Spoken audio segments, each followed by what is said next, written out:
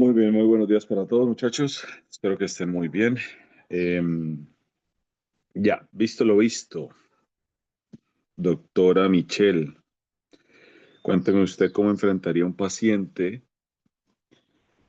con dos infartos, una CB, un filtro de vena cava, que está tomando apixaban y que va para una hepatectomía que el doctor Lucas Espinosa ordenó.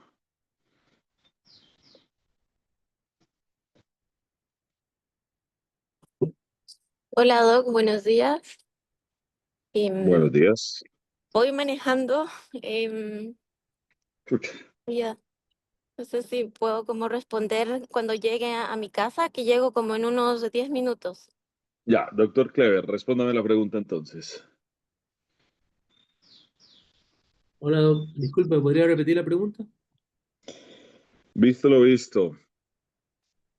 ¿Cómo enfrentaríamos un paciente que tiene dos infartos, una CB, está tomando apixaban y que el doctor Lucas Espinosa le ordenó hacer una hepatectomía y una hemicolectomía por un cáncer metastásico? ¿Cuál es el enfrentamiento que hacemos con ese paciente? Bueno, es un paciente que está anticoagulado, está recibiendo apixaban. Me dijo que tenía dos infartos. Sí. Christopher, ¿cuál es el riesgo embólico del paciente? Alto riesgo, ¿Cuál es el riesgo de sangrado de este paciente, José alto riesgo. Cadagán? Ah, chuta. Alto también. Alto, también, ¿verdad?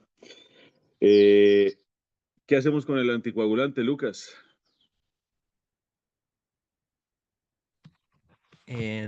O sea, ¿es una cirugía como de urgencia o era electiva? Si electiva, en los 3 días previos se suspende el anticoagulante y se puede pasar a esta terapia puente o no. ¿Cuántas vidas medias tenemos que suspenderlo, Clever?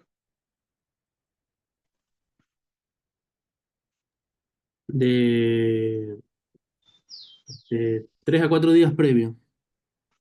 Christopher, ¿cuántas vidas medias lo tenemos que suspender? 5 vidas medias. 5 vidas medias. 5 vidas medias. Ya. ¿Hay o no hay beneficio en hacer terapia puente, José Cadagán? Acá, o sea, lo que dice la guía para este tipo de pacientes con alto riesgo, porque él tiene alto riesgo tromboembólico y alto riesgo, o sea, de sangrar también la cirugía. Entonces se tienen que suspender. Según las guías, sí, pero en la práctica no se hace mucho porque son medicamentos endovenosos que al menos hasta donde yo sé en Chile no están disponibles. ¿Qué dice la evidencia, doctor Ávila? Es cuestionable y que igual aumenta los riesgos de sangrado. ¿Qué tanto espera usted que pierda sangre en esta cirugía, doctor Espinosa? Una cirugía con una hepatectomía y una hemicolectomía. Harto sangrado.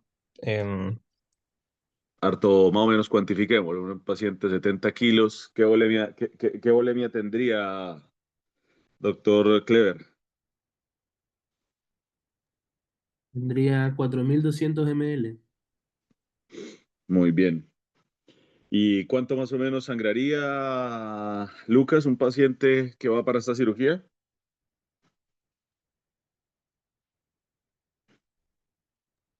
Espérame.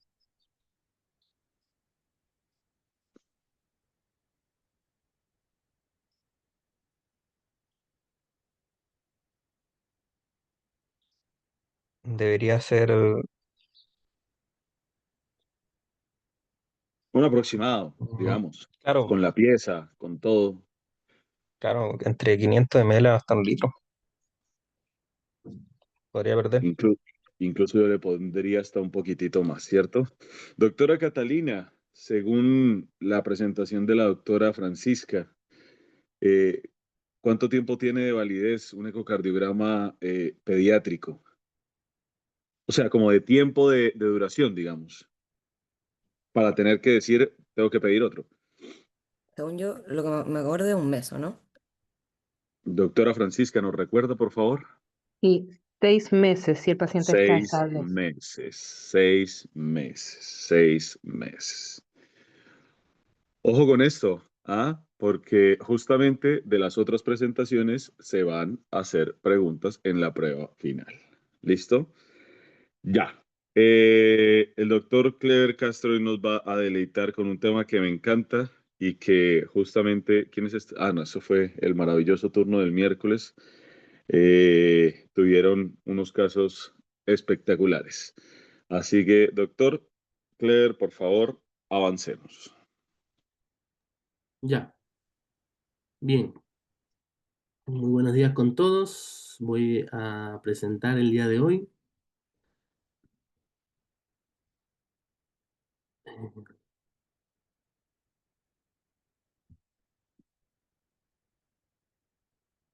Ya, me dicen si se ve, ¿no? Perfecto. El día de hoy voy a presentar coagulopatía aguda en el contexto de trauma en el intraoperatorio. ¿Ya? Mi hoja de ruta va a ser una pequeña introducción, epidemiología, fisiopatología, manejo y recomendaciones. Ya. A medida de introducción, vamos a ver que la coagulopatía aguda o temprana en trauma está directamente relacionada al estado de shock. Antes se creía que esta coagulopatía se presentaba posterior al politraumatismo, posterior al sangrado masivo y por un factor exógeno, por una mala reposición de volumen, una exagerada reposición de volumen, lo cual producía una hemodilución con un consumo de factores de coagulación, lo que llevaba a una coagulopatía. Sin embargo, ahora se sabe que existe un mecanismo fisiopatológico propio de esta coagulopatía que se va a agravar por ciertos factores. Esta coagulopatía se va a caracterizar por anticoagulación e hiperfibrinolisis sistémica y la inflamación, la acidosis, la hipotermia, el shock, el trauma tisular y la hemodilución lo que van a hacer es perpetuar la coagulopatía y agravar mucho más aún esto. ¿Ya? La tromboelastografía puede ayudar a guiar una transfusión proporcional de glóbulos rojos, plasma, paquetas e incluso fibrinógeno.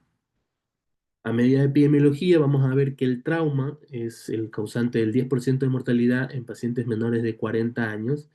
40% de las muertes secundarias a un trauma es debido a un sangrado no controlado. 1 de cada 4 pacientes con politrauma va a presentar una coagulopatía, lo cual vemos que es un número bastante alto, y cerca del 28% de los pacientes con alteración del perfil de coagulación que están enfrentados a un cuadro de trauma. Aquí quise colocar una estadística nacional del año 2021 de un hospital en Chile que buscaron el Sotero del Río, que hicieron una estadística para ver directamente en los pacientes relacionados con trauma, que vemos que un 59% de la población que se atendió en esos 2 años presentaba un trauma contuso, y luego tenemos las otras estadísticas, que el 27%, que es un valor alto igual, un trauma presentante. Esto lo que nos hace es que nos valida la información y la estadística mundial con la estadística nacional. Por lo tanto, vemos que es algo muy común, muy frecuente, el paciente politrauma o el paciente trauma, en contexto directamente de también una hemorragia masiva, que es lo que estamos hablando de la coagulopatía aguda. Entonces, para recordar, nosotros lo que vamos a ver es, como conocemos y hemos estudiado durante nuestra formación como médicos, es la famosa cascada de la coagulación, que vemos que hay una vía extrínseca y una vía intrínseca. Que la vía extrínseca se va a activar, digamos, por un traumatismo, por una lesión endotelial, en donde el factor tisular liberado extrínsecamente, por eso se ahí su nombre, va a activar el factor 7 de la coagulación y lo va a activar en conjunto con el calcio y con fosfolípidos, y esto va a terminar en la famosa vía común, que es el factor 10. Asimismo, la vía intrínseca, donde interviene el factor 12, el factor 11, 9 y 8, los cuales también van a intervenir en conjunto con calcio y fosfolípido. El calcio, recordemos que es el factor 4 de la coagulación, y van a terminar nuevamente en la vía común, en el factor 10, el cual se va a activar y va a producir el factor 2, que es la protrombina, lo va a transformar en trombina, el cual va a intervenir en la formación de fibrinógeno, y al final lo que se va a formar es fibrina, que la fibrina en conjunto con el factor 13 va a producir unos polímeros de fibrina, lo cual le va a dar estabilidad y va a formar el coágulo donde va a actuar directamente asociado a las plaquetas, que es la parte celular, y van a formar, digamos, esta especie de parche, de coágulo. Sin embargo, actualmente la cascada de la coagulación no es directamente una cascada en donde vamos viendo que va paso por paso, que va iniciando un factor, luego el otro, no, sino que se considera que va formándose todo en conjunto, todo en común, y el factor determinante en este caso va a ser el factor 10, que va a estar, como dijimos, transformando la protrombina en trombina, que es la que va a asociarse al fibrinógeno y luego formar la fibrina. Este factor 10, en la fase inicial hay menor cantidad de este y no va a ser suficiente para que esta protrombina actúe. Entonces, luego hay una fase de amplificación donde vemos que las plaquetas van a formar un punto importante y a través del calcio, como ya mencionamos, y diferentes otros factores, van a hacer que se propague mucho más, aumenten los niveles de factor 10 y ahí va a haber la suficiente cantidad de protrombina para actuar y para que esta fibrina directamente forme el coágulo. Sabemos también que este coágulo no es eterno, que también se produce una fibrinolisis, una destrucción de este coágulo que directamente se va a presentar por el plasminógeno, el cual se va a activar por un factor que es el activador de plasminógeno tisular, que va a hacer que el plasminógeno forme plasmina, y esto lo que va a hacer va a destruir el coágulo. Por ejemplo, en ese caso tenemos el famoso ácido tranexámico, que lo que hace es un análogo de la lisina, va a bloquear los sitios de plasminógeno y va a evitar que se forme o que se destruya este coágulo y le va a dar más estabilidad y va a formar un factor importante en el tratamiento y el manejo de la coagulopatía en este caso. Entonces, ya recordando un poco esto, vamos a hablar sobre directamente la coagulopatía del trauma. Que vemos que la coagulopatía, los objetivos que dan las recomendaciones internacionales es obviamente detener el sangrado a la brevedad con una resucitación adecuada.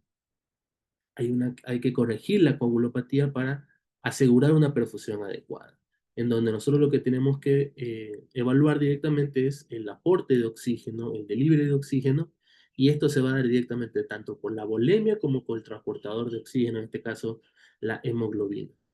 Y nosotros tenemos que tener varios componentes, que en este caso es un aporte de fluidos adecuados. Se habla de una resucitación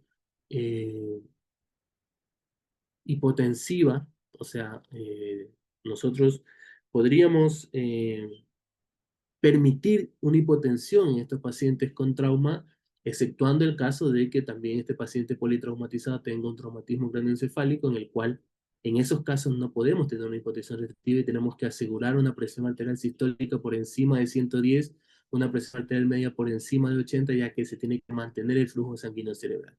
Si es que no hay un trauma craneoencefálico asociado a este politrauma, a este sangrado, a esta hemorragia masiva, nosotros podemos al inicio mantener una volemización restrictiva con una hipotensión permitida hasta que se haga un control de daños. Sin embargo, también hay que aportar hemoderivados, corregir la hipotermia, corregir la acidosis y obviamente la cirugía de control de daño, que es lo principal. Si no cerramos la llave y ese paciente sigue sangrando, intervengamos y hagamos lo que nosotros nos recomiendan las guías internacionales. Si cumplimos esto, si es que no se detiene el sangrado, no podríamos nosotros tener un buen resultado. Entonces, ¿cuál es el mecanismo fisiopatológico conocido actualmente de esta coagulopatía aguda? Como les mencioné, no es solamente por la hemodilución y por el consumo de los factores de coagulación, sino que el sangrado masivo juega un papel importante, tanto con el daño tisular como el shock o la hemorragia masiva, va a producir que se active de manera masiva, de manera intensa, la proteína C, que es un anticoagulante natural que nosotros tenemos, Estos también van a inactivar a los factores 8 y 5 de la cascada de la coagulación que mencionamos, y lo que va a terminar es un estado de hiperfibrinolisis, o sea, va a aumentar esta fibrinolisis y también se va a ver aumentado el factor de activador de plasminógeno tisular. Entonces, esto lo que hace es que la coagulopatía persista, además de los factores que ya mencionamos, que es la acidosis, la hemodilución, la hipotermia, la hipocalcemia, va a mantener y va a continuar esta coagulopatía, y si no la intervenimos, lo que vamos a tener es un resultado negativo, que puede ser un paciente que se muera por una exsanguinación, o que llegue a una falla multiorgánica donde no podamos nosotros intervenir. Para eso nosotros tenemos que tratar de prevenir y manejar en este caso la coagulopatía. Yo me basé directamente en estos dos grandes estudios, que es el EMO+, que es una recomendación de la guía, el Colegio Español, asociado al Colegio de Medicina Crítica, Intensiva, Anestesiología, unidades de trauma, que llegaron a un consenso sobre recomendaciones del manejo de hemorragia masiva, y también la guía europea sobre el tratamiento de la hemorragia, donde dan varias recomendaciones. Y lo primero que nosotros tenemos que plantear es enfrentarnos tanto a una cirugía electiva como una cirugía de urgencia o un politrauma, que no va a ser el mismo enfrentamiento.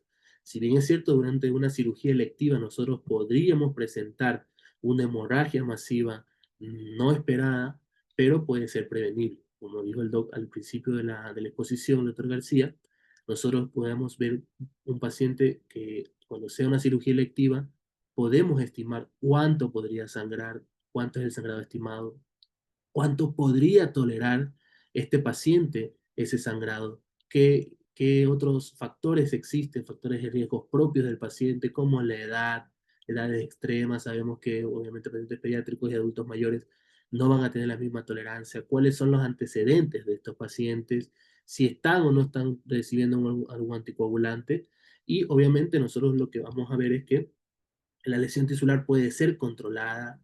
Nosotros podemos incluso prevenir que este paciente va a necesitar, por ejemplo, con un examen previo, tiene una hemoglobina 8 o 9, nosotros podemos iniciar una transfusión de manera temprana, mantener una monitorización de la hemostasia, eh, evitar o prevenir la coagulopatía tratando de hacer una intervención pronta, y mantener una normovolemia y evitando el shock en este caso, versus un paciente que llega de urgencias o politrauma, que ya ha pasado un tiempo desde que este paciente ya ha venido sangrando, desde el sitio donde, como mencionamos, por ejemplo, el caso más común, un accidente de tránsito, el paciente desde que es trasladado ya a la unidad de atención, de apoyo, la ambulancia, ya ellos tienen que hacer un manejo inicial de estos pacientes, porque como decimos, esta hemorragia va a ser masiva, y obviamente el paciente que nos llegue a nosotros ya va a llegar con hipovolemia, ya va a llegar choqueado,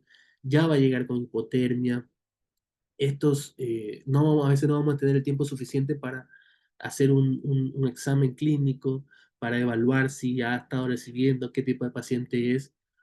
eh, pero nosotros de todas maneras tenemos que corregir y tenemos que mantener una buena perfusión tisular, corregir los otros factores, y obviamente el enfrentamiento va a ser más complejo y va a ser más rápido. Entonces, ¿qué tenemos que hacer con estos pacientes que llegan de urgencias o que ya nosotros nos han avisado que va a trasladarnos un paciente con un politraumatizado, va a llegar a pabellón?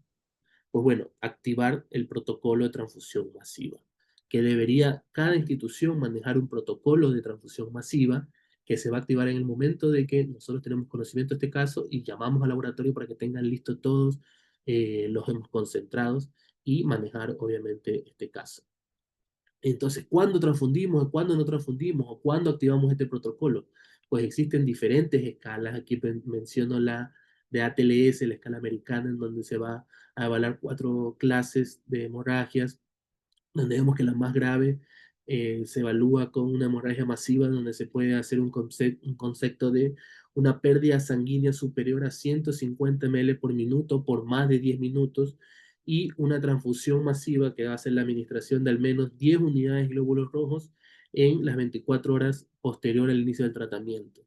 En ese caso también nos va a funcionar mucho el exceso base. El exceso base vemos que si es mayor a menos 10 miliequivalentes, nosotros tenemos que iniciar un protocolo de transfusión masiva. No es la única escala, también tenemos el score de TASH, en donde va a evaluar ciertos signos clínicos como la hemoglobina del paciente, base exceso nuevamente, la presión sistólica, la frecuencia cardíaca, si el paciente tiene un ECOFAST positivo, si tiene una fractura de pelvis inestable, si tiene una fractura abierta o expuesta de alguna extremidad y si es sexo masculino. Hacemos una puntuación y si tiene un TASH score por encima de 15, hay que activar el protocolo de transfusión masiva. Otro score que también se presenta es el ABC score, que es mucho más corto, donde tenemos 4 puntos, que es la presión arterial sistólica menor a 90, frecuencia cardíaca mayor a 120, un ECOFAST positivo y si hay un traumo penetrante en torso. Pues, si tenemos 2 puntos de estos que son positivos, inmediatamente podríamos activar el protocolo de transfusión masiva. Y como dijimos, nos vamos a basar en varios puntos importantes como son la reposición de la volemia. Tenemos que iniciar una fluidoterapia precoz. Como dijimos, al inicio, dependiendo del caso, nosotros podríamos, las recomendaciones hablan de una hipotensión permisiva para el control de daños. Sin embargo, nunca debemos dejar de lado la reposición de la volemia, evitando un exceso, un masivo reposición de líquidos, sino que combinarlo al mismo tiempo, esta fluidoterapia, tanto con hemoconcentrados, hemoderivados, con plasma fresco, que lo que va a hacer es va a aumentar el volumen intravascular. No necesariamente esta reposición de volemia va a aumentar el gasto cardíaco, porque el retorno venoso se va a ver disminuido por una exsanguinación, por un sangrado masivo. Nosotros tenemos que tratar de usar cristaloides balanceados isotónicos como el ginger lactato, evitar cristaloides salinos por el riesgo de acidosis hipergrémica, y el uso de coloides se va a preservar o se va a indicar en el caso de que tanto el uso de cristaloides como el uso de drogas vasoactivas no nos permita alcanzar la presión arterial media, que en este caso se debería manejar entre 50 a 60. Hay que limitar el uso de los coloides a 30 ml por kilo, ya que se ve asociada a un daño de la función renal, lo cual hay que hacer un seguimiento. También los hemoderivados, como dijimos, evitar el exceso de líquidos, ya que esto puede producir una coagulopatía dilucional que al aumento de volumen va a disminuir el consumo de factores de coagulación, va a haber aumentado. Así que nosotros al mismo tiempo que estamos reponiendo volumen, tenemos que reponer hemoderivados. En este caso, uso de concentrado de glóbulos rojos, el plasma fresco congelado, plaquetas, fibrinógenos, esto en simultáneo con corrección de la volemia. Asimismo, en el caso de que, a pesar de que hemos usado estos hemocomponentes, también podríamos asociar a drogas vasoactivas para manejar el shock en este caso. Pero esto no solo se maneja de esa forma, sino que nosotros tenemos aquí el famoso diamante de la mortalidad, que vemos que además de la hemorragia y además de la hipovolemia, tenemos que corregir los otros 4 puntos importantísimos. Como ya hablamos de la coagulopatía, hay un consumo de esto, pero también tenemos que manejar la hipotermia, tenemos que manejar la hipocalcemia y tenemos que manejar la acidosis. Las recomendaciones es solicitar lactato sérico, el cual nos va a dar un diagnóstico, pronóstico y respuesta al tratamiento. Vemos que el descenso de 2 milimoles aumenta la supervivencia de esto. El exceso base también va a medir indirectamente la acidosis tisular global por perfusión alterada y vemos que a mayor déficit, mayor riesgo de transfusión, como vimos en las escalas anteriores, cuando hay un exceso base severo menor a 10 miliequivalentes, la indicación de transfusión masiva es recomendada. La hipotermia, sabemos que hay que utilizar sistemas de calentamiento, no existe un gol estándar, pero tenemos que calentar a nuestro paciente con mantas térmicas, soluciones calentadas, ya que sabemos que por cada grado de hipotermia que se produzca disminuye en un 10% los factores de coagulación y disminuye en 15% la producción de tromboxano A2, lo cual va a producirse menos agregación plaquetaria y va a mantener la hemorragia en este caso. La hipocalcemia, como mencionamos, el calcio, que es un factor importante que siempre va a estar presente, se va a producir una hipocalcemia. Repíteme ese último dato, por favor, de la temperatura, porque espero que no se les olvide. Por cada grado de temperatura que baja, Por cada grado de hipotermia disminuye en 10% los factores de coagulación y disminuye en 15% la producción de tromboxano A2, lo cual espero que no se les olvide porque de pronto va a aparecer en la prueba. Continuemos. perfecto. La hipocalcemia, como mencionamos, los hemoderivados, para que estos actúen y no se coagulen y se puedan administrar, siempre se le agrega citrato. Este citrato, si bien es cierto, va a haber un beneficio al administrar estos hemoderivados, también lo que va a producir es aumentar la hipocalcemia. Entonces hay que manejar la hipocalcemia, hay que corregir el calcio sérico, ya sea con gluconato o cloruro de calcio en este caso, dependiendo de caso a caso. La monitorización, tenemos que valorar la perfusión y la oxigenación tisular, la respuesta al volumen. Se recomienda variables dinámicas como la variación de presión de pulso, que ya lo hemos mencionado. Obviamente si el paciente responde o no responde a volumen, si es que una variación de presión de pulso por encima del 13, variación de volumen sistólico, una ecocardiografía en donde vamos a nosotros evaluar directamente nuestro manejo está siendo efectivo, y lo que vamos a tratar de medir es la saturación venosa central de oxígeno para ver si estamos en un buen equilibrio entre el aporte y la demanda de oxígeno. Vemos que valores debajo del 60% lo que va a hacer es que hay un mayor consumo que transporte. ¿Y por qué no se está transportando bien el oxígeno? Probablemente porque no tengamos o no hemos repuesto el volumen adecuadamente y no se va a dar este transporte de oxígeno. Y la monitorización de laboratorio, tenemos parámetros analíticos como es la hemoglobina, el lactato, el exceso base, que ya lo hemos mencionado, y la coagulación. Como sabemos, el tiempo de protrombina lo que va a medir es la vía extrínseca, y el tiempo de tromboplatina activada va a medir la vía intrínseca. También valorar las plaquetas y el fibrinógeno para, según esto, saber cuánto reponer, en qué momento reponer y cómo hacerlo. Sin embargo, estas pruebas de coagulación, incluso el INR, que es el Índice Nacional de Radio, pueden estar alteradas. ¿Por qué? Porque se hacen en base a pacientes que tengan una temperatura de 37 grados y un pH de 7,5. Y esto en estos pacientes que estamos hablando, pacientes que están enfrentados a un politrauma, se va a ver alterado, como ya mencionamos, un paciente que ya está con hipotermia, que ya está con acidosis. Entonces estas pruebas van a salir alteradas y no nos va a dar un resultado eficaz y para un manejo adecuado. Así que lo recomendado que se está haciendo, obviamente dependiendo de si contamos o no contamos, son los test viscoelásticos, que en este caso va a analizar el cambio de las propiedades viscoelásticas durante la formación, la mantención y la lisis del coágulo. Aquí tenemos los famosos tromboelastogramas y el ROTEM, en donde nosotros vamos, si tenemos la disponibilidad, vamos a evaluar cómo se va formando el coágulo, cómo es su tiempo de reacción,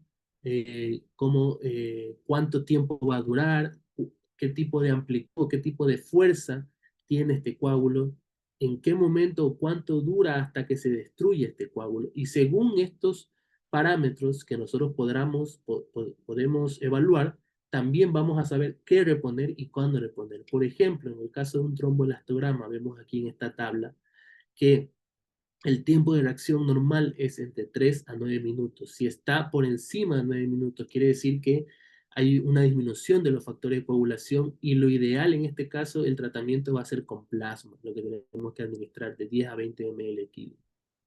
Si vemos que la amplitud máxima del trombo y está disminuida en el tiempo, lo que nos va a hacer falta va a ser fibrinógeno. Entonces nosotros lo que vamos a tratar de administrar, lo que vamos a tener que administrar en este caso va a ser fibrinógeno o crioprecipitado, como está en la tabla. Si es que vemos que eh, la amplitud máxima, o sea, que el coágulo se está formando, pero es un coágulo pequeño que no llega hasta la amplitud menor de 50. Lo que nos está haciendo falta son plaquetas, entonces hay que administrar directamente plaquetas. Y si vemos que el tiempo de lisis, o sea, el coágulo se está destruyendo menos de los 30 minutos que debería durar. Lo que nosotros estamos presentando es una hiperfibrinolisis, y en ese caso lo que vamos a tener que administrar es ácido tranexámico, en ese caso, para evitar esta hiperfibrinolisis. Entonces, ahí nosotros estamos directamente evaluando cada factor y no administrar por administrar, como se hace, digamos, en algunos protocolos de transfusión masiva. Esto se va a ver determinado también por la oportunidad, si contamos con estos test, pero son muy importantes ya que nos va a diferenciar y no nos va a evaluar, eh, o sea, nos va a evaluar toda la formación del coágulo y nos va a dar mejores resultados. En los estudios que mencioné, tanto en las guías europeas, mencionaba que actualmente este es el mejor enfrentamiento que nosotros tenemos ante un paciente con politrauma. Y en cuanto al ROTEM, que es el que estamos viendo acá, nosotros también es otro método viscoelástico donde vamos a ver que principalmente lo que va a producirse es, en estos casos, una coagulopatía aguda asociada a la hemorragia masiva, es que este coágulo se va a formar lentamente y va a reducir su fuerza en un 40%. Así que lo que nosotros vamos a ver enfrentado es dependiendo de si el coágulo se está formando de manera lenta, si el coágulo no es duradero, si el coágulo se está destruyendo más rápido, igual que lo mencionaba anteriormente, y vamos a poder nosotros administrar lo que necesitemos. Y ahí vamos a corregir la coagulopatía. En este caso, nosotros siempre indicar la plasma fresco congelado, que lo que va a mejorar, en este caso, versus el concentrado protrombínico, es mejor el plasma fresco. Solamente que tiene un poco de, que va a demorarse más el plasma fresco hasta que se descongele. Esa es digamos, una diferencia versus al concentrado de plasma, el concentrado protrombínico, perdón, pero mejora la supervivencia y tiene menos tasas de trombosis. Si tenemos un valor de fibrinógeno menor a 2 gramos, hay que administrar una dosis inicial de 3 a 4 gramos. Como dijimos, esto debe guiarse directamente con un tromboelastograma o directamente si pedimos el valor de fibrinógeno. El ácido tranexámico está comprobado en los estudios CRASH 2 y CRASH 3 directamente en estos pacientes politrauma o hemorragia obstétrica, administrar un bolo inicial de 1 gramo en las primeras horas y luego 1 gramo de infusión durante 8 horas. El calcio iónico, como mencionamos, tiene que ser corregido tanto con gluconato de calcio o cloruro de calcio. Y el factor 7 no es de uso rutinario. Este se puede usar tanto en hemorragia masiva o en pacientes que hayan sido refractarios al tratamiento. Y aquí voy a mencionar un caso clínico. Nosotros estamos de turno, llega un paciente masculino, 70 años, nos menciona que tiene antecedentes de hipertensión y dislipidemia. Este paciente ingresa con dolor abdominal progresivo de 10 horas de evolución y va empeorando al ingreso. Los signos vitales de este paciente es una presión arterial de 74,52, frecuencia cardíaca 148 con saturación de 88%. Tiene un mal estado general, palidez mucocutánea, frialdad y se menciona una masa abdominal pulsátil. Lo llevan a imágenes y se determina que hay una rotura de aneurisma abdominal. Entonces, en este caso, con lo que nosotros hemos mencionado, evaluamos a este paciente, inmediatamente nosotros estamos ante un paciente con una hemorragia masiva, así que tenemos que iniciar el protocolo de hemorragia masiva. Lamentablemente estuve haciendo la investigación y averiguando si en el hospital nosotros contamos con un protocolo de hemorragia masiva y no existe en el hospital de Rancagua, pero hay muchos centros que sí cuentan, así que yo me tomé la molestia, digamos, me tomé el atrevimiento de colocar este protocolo de transfusión masiva de un hospital en Andalucía, en España, donde inmediatamente cuando identifican a este paciente se comunican con la unidad de laboratorio, mencionamos que hay un paciente y ellos tienen preparado directamente todos los hemocomponentes. ¿Y cuál es el protocolo? Bueno, la reanimación inicial, como hablamos, cristaloides balanceados para una presión arterial sistólica de 90, y, como mencionamos, haciendo la diferencia si es que el paciente tiene un traumatismo craneoencefálico. ¿Cuáles son los objetivos? Una saturación venosa de oxígeno mayor a 70, un lactato menor a 2, mantener una hemoglobina de 9, plaquetas mayor a 50.000, un INR menor a 1.5 y fibrinogenemia mayor a 2. Además de esto, obviamente, contemplar la cirugía y control de daños y o arteriografía. Se activa el protocolo de transfusión masiva si es que hay una hemorragia masiva, como vimos en este caso. El paciente que tiene una hipotensión se llama al banco de sangre y se solicita el primer pack de hemoderivados. Además de eso, inmediatamente el equipo ya sabe que tiene que, paralelo a esto, hacer una gasometría venosa, hacer un hemograma, un estudio de coagulación, bioquímica, y se pone a disposición el test viscoelástico, que en este hospital el que tienen es el Rotem.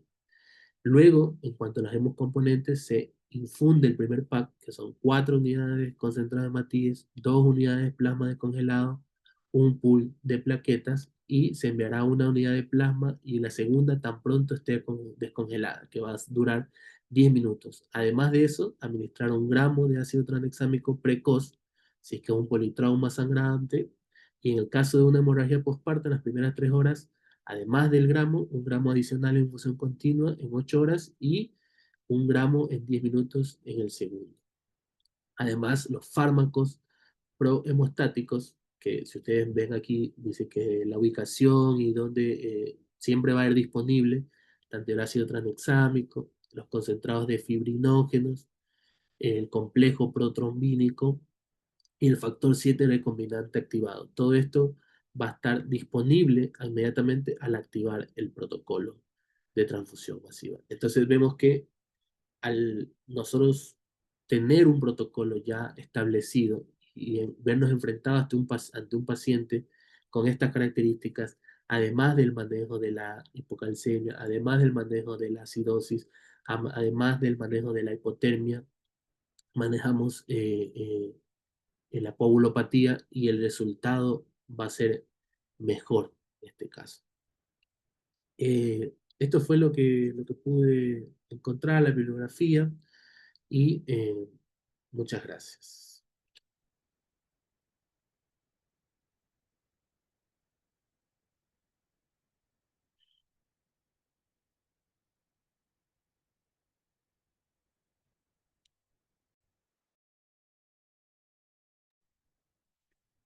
Clever, muy bien. Buena presentación. Esto es un tremendo tema. Esto es algo a lo que nos vemos enfrentado muy frecuentemente, digamos, en el hospital. Eh, yo creo que las personas que estuvieron en el último turno del miércoles se dieron cuenta de la forma en la que hay que manejarlo, ¿cierto? Paciente politraumatizado con una herida penetrante en el corazón y el otro con una hematoma disecante renal izquierdo, que al final terminó también siendo reintervenido. Y creo que al final terminamos haciendo todo lo que los protocolos indican, ¿ya? Muy bien. Bueno, un par de cosas. Evidentemente, digamos, en algunos casos controlados, que yo lo vi más que todo en las cirugías de columna, en el San Borja, te piden algo de hipotensión permisiva, ¿ya? Sin embargo, en estos casos, yo creo que lo más importante es el papel de los cirujanos en cuanto al control de daños, ¿cierto? Ellos son los que tienen que ir a cerrar la llave que está generándonos el problema, ¿ya? En este caso, por ejemplo, el miércoles, lo que hizo el doctor Valenzuela, ir directamente a hacer la rafia del ventrículo izquierdo y ya con eso nosotros nos encargamos de corregir el resto, ¿cierto? Pero mientras la llave sigue abierta, el problema va a persistir, ¿ya? Después de esto, sí, evidentemente estamos en una tarea de volver a conseguir los reactivos para el tromboelastograma. Personalmente yo veía que en los turnos la doctora Garrido se orientaba bastante por esto porque vas a lo puntual, ¿me entiendes? Vas a lo que de verdad necesitas. Estamos un poco a ciegas en la reanimación hemostática actualmente, pero digamos nos regimos por lo que la fisiopatología nos dice, ¿cierto? Consumo de plaquetas, consumo de fibrinógeno, disminución de los factores dependientes de vitamina K, Doctora Catalina, ¿cuáles son los factores dependientes de vitamina K? El 10, 9, 7 y 2. Excelente, mi doctor. Oye, el doctor Vicente no lo veo. Lo estaba llamando y no me ha contestado. Uy, mi doctora, llámelo porque me preocupa que no esté. Sí, lo Perfecto, sigo llamando. entonces, en ese orden de ideas, nosotros también podemos administrar, ¿cierto? El Octaplex, que aparte de esos factores, ¿qué otro componente tiene, doctor Lucas, el Octaplex?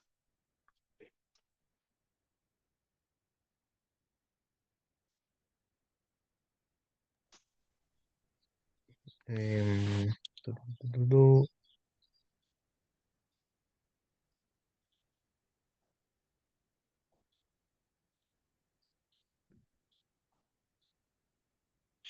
Doctor Ávila,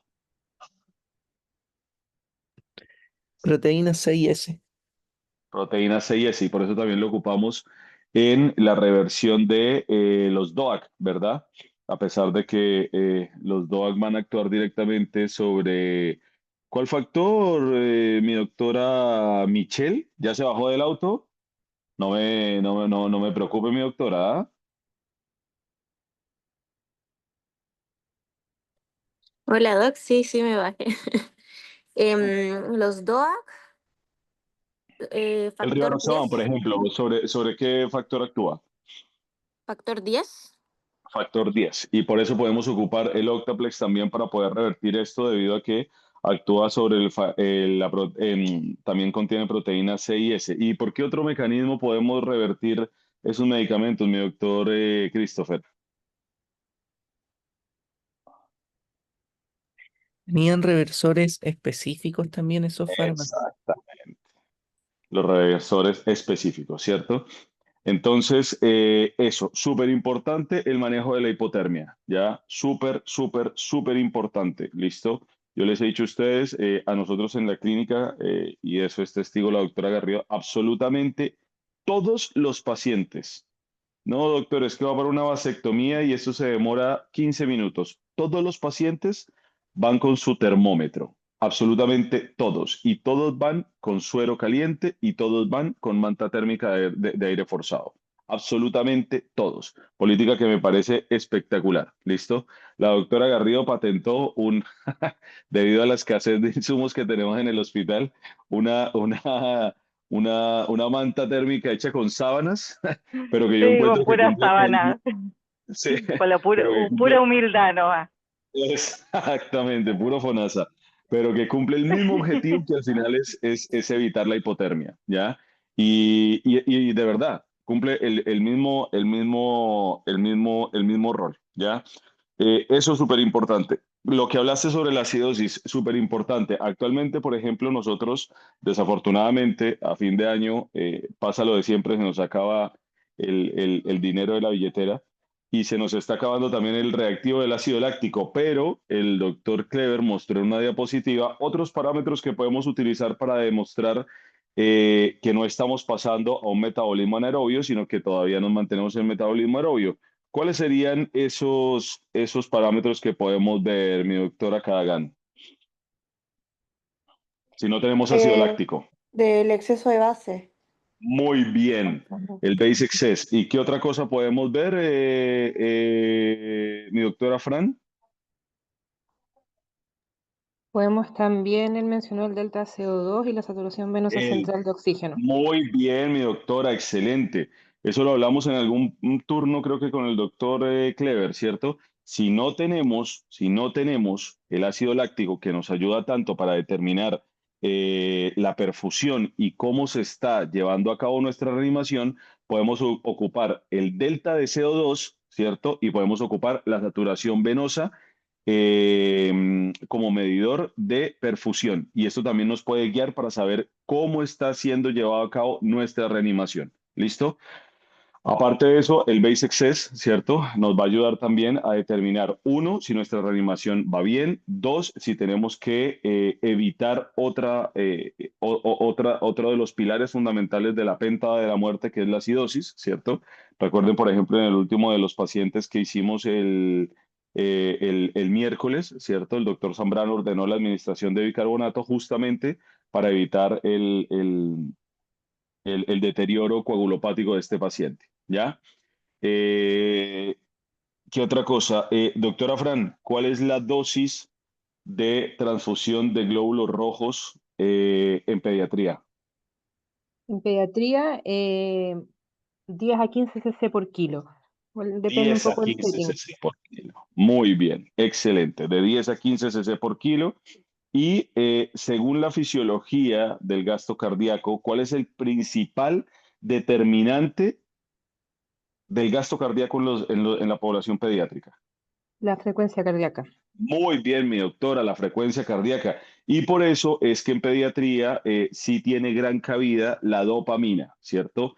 Por eso es que teniendo en cuenta su efecto taquicardizante, tiene mayor cabida y también el uso de epinefrina que nos ayuda como inoconstrictor o sí, mejor dicho, como inotrópico, ¿cierto? El efecto beta que tiene es un poco más inotrópico y pues evidentemente nos aumenta la frecuencia cardíaca, ¿ya? Por eso no, la mayoría de pacientes que llegan que llegan comprometidos, la doctora Garrido nos puede dar fe de eso, llegan por lo general con doble vasoactivo porque la noradrenalina no es suficiente, sino que también necesitamos este componente que nos aumente el efecto beta y para eso la epinefrina tiene un tremendo una tremenda cabida en este setting de pacientes. ¿Listo? Muy bien. Hablaste también. Uy, ¿qué pasó? ¿Qué pasó? Acá. Hablaste también del ácido tranexámico, ¿cierto? Que es un análogo de la lisina, ¿cierto? Que inhibe la fibrinolisis y nos ayuda también a contrarrestar la coagulopatía en los pacientes. Esto es súper importante, ¿listo? Pero a su vez, ¿cierto? A su vez, estamos en una campaña acérrima, ¿cierto? Para transfundir a los pacientes porque sí, ¿ya?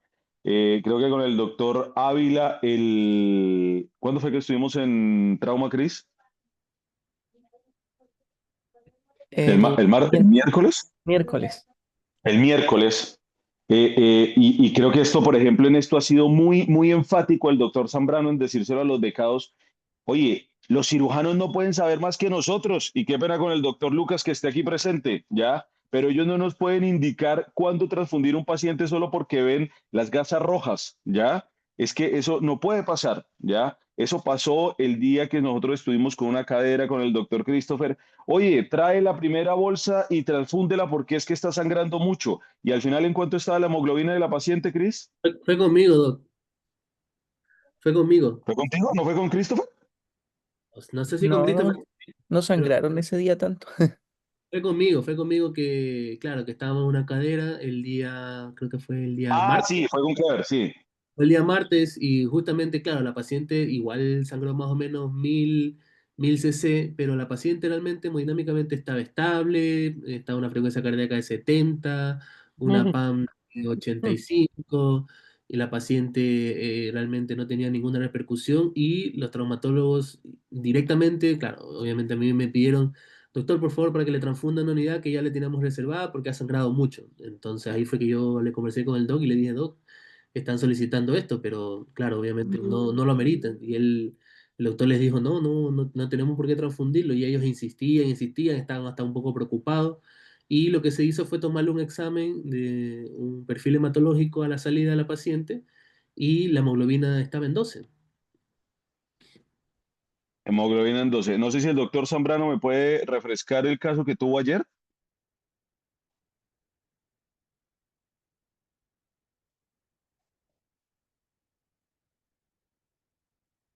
Siempre lo pillo ocupado. Henry.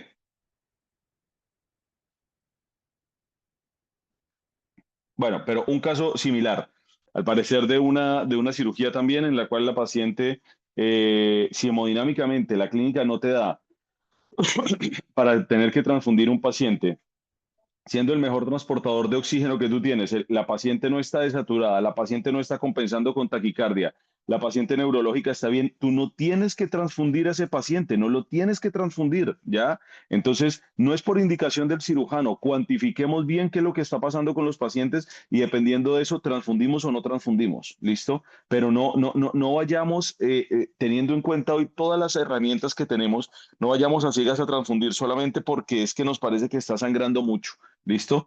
Ese es el mensaje que nosotros estamos insistiéndoles a todos a todas las personas que están en formación para que se transfunda con metas, que individualicemos a nuestros pacientes y que dependiendo de las metas, transfundamos. ¿Listo? Eso es súper importante. ¿Algo que quieras de pronto complementar? Sí, yo con respecto al protocolo que mostraba Clever, que de Andalucía entendí, uno de los Sí. objetivos decía hemoglobina de 9.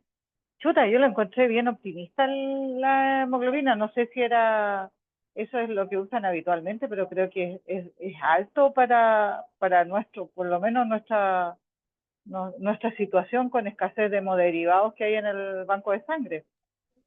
Yo pediría un poquito menos, en realidad. Sí, sí, es verdad, es verdad. Recuerden que el último pilar del PBM es la tolerancia a la anemia. ¿Ya? Y en eso tenemos que ser muy claros, o sea, si tú tienes un paciente que clínicamente lo ves posición de playa, por más hemoglobina de 6 de 7 que tenga, no tienes que andar corriendo solamente por el número. Mira la clínica del paciente. ¿Listo? Eso quiero rescatar, la clínica. Lo que tú hablabas, de si un paciente no está taquicárdico, está saturando bien, se ve bien, no es necesario estar transfundiendo porque sí. Y lo Exactamente. mismo que escuchaba yo también de Henry Zambrano el otro día, que hablaba de que él no transfundía a nadie porque no le gustaba tampoco, en la reunión lo decía. Así Ujú, que sí. creo que los números importan, pero la clínica es más importante todavía. Yo creo que eso es algo en lo que la doctora Garrido les ha hecho mucho énfasis a los y las becadas que ha tenido en su rotación. Esta como sensación que te da el paciente, la apariencia clínica que te da y la seguridad que te da. Oye, puede venir El con aura. 1000 patologías, sí, pero si el paciente te da esa sensación de que está bien, no tiene por qué portarse mal adentro, bueno, a menos de que nuestros amigos con manitas heparinizadas a veces hagan de las suyas, pero de lo contrario, si el paciente tiene buena clínica, no tienes por qué entrar como loco a empezar a transfundir. Eso es súper importante. ¿Listo? Ya.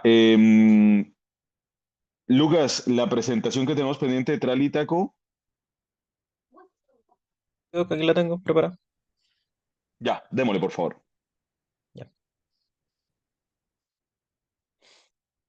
A ver, permiso.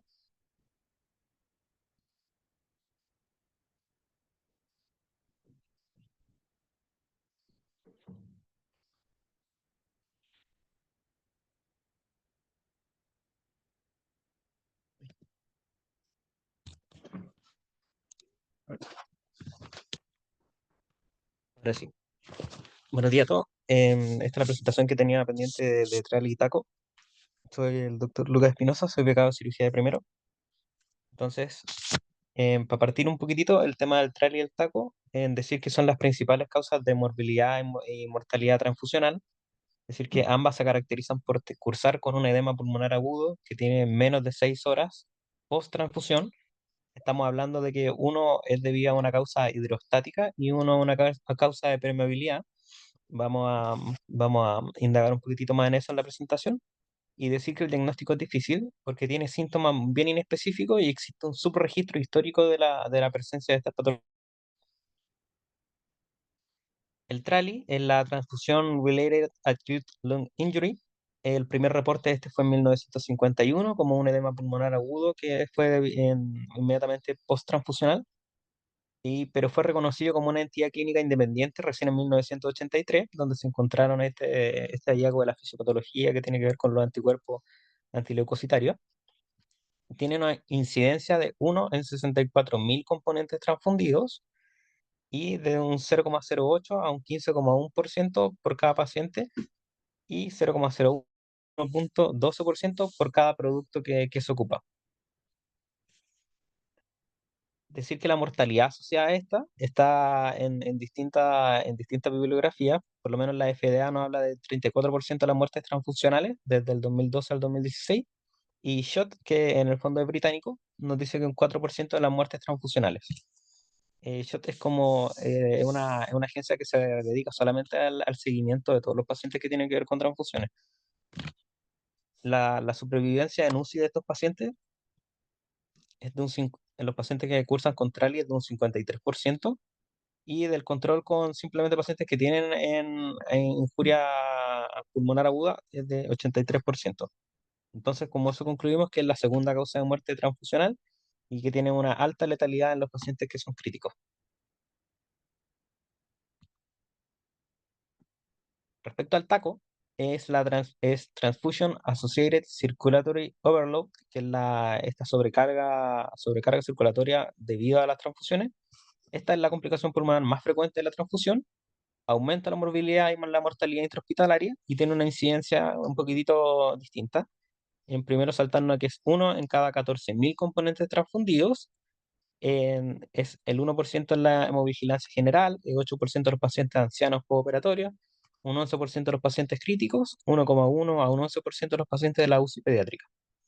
Y la mortalidad asociada también es distinta, es de un 44,1% de las muertes transfusionales, según SHOT, la británica, y un 30% de las muertes transfusionales en la guía americana.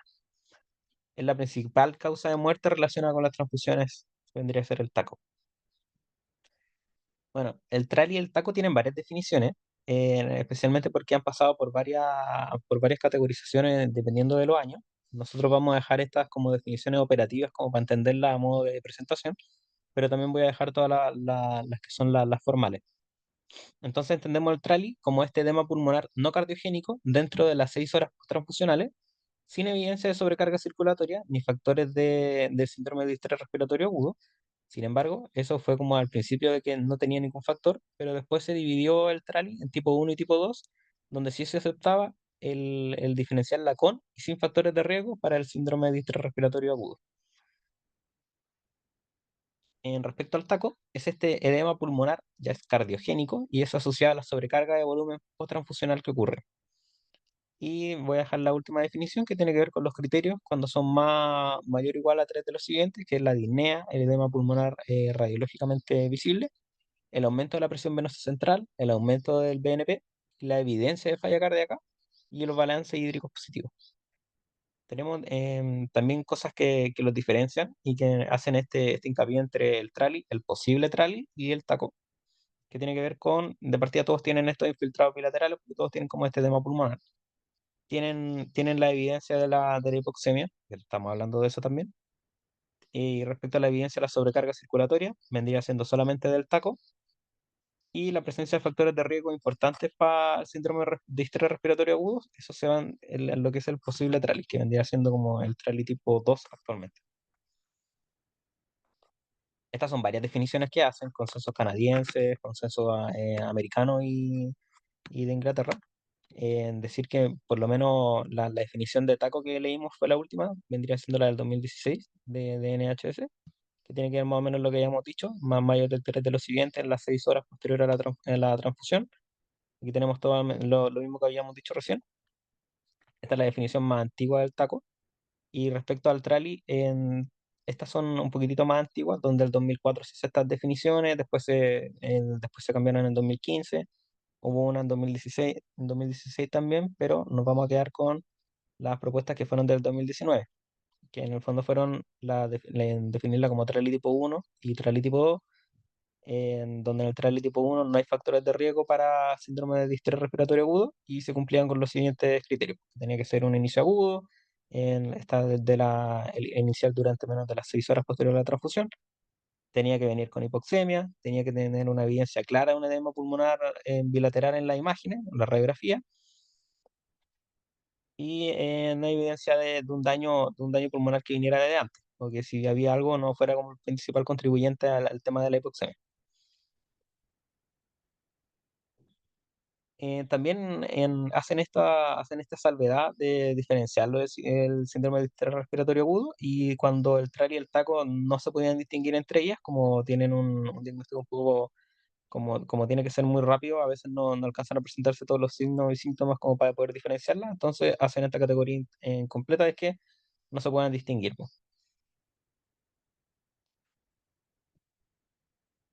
Ahora de la parte clínica que nos puede ayudar como de diferenciarlo uno del otro, de partida hablar de la parte etiológica, entonces en el TACO nosotros estamos pensando en sobrecarga de volumen, lo que se nos podría hacer un poco más evidente.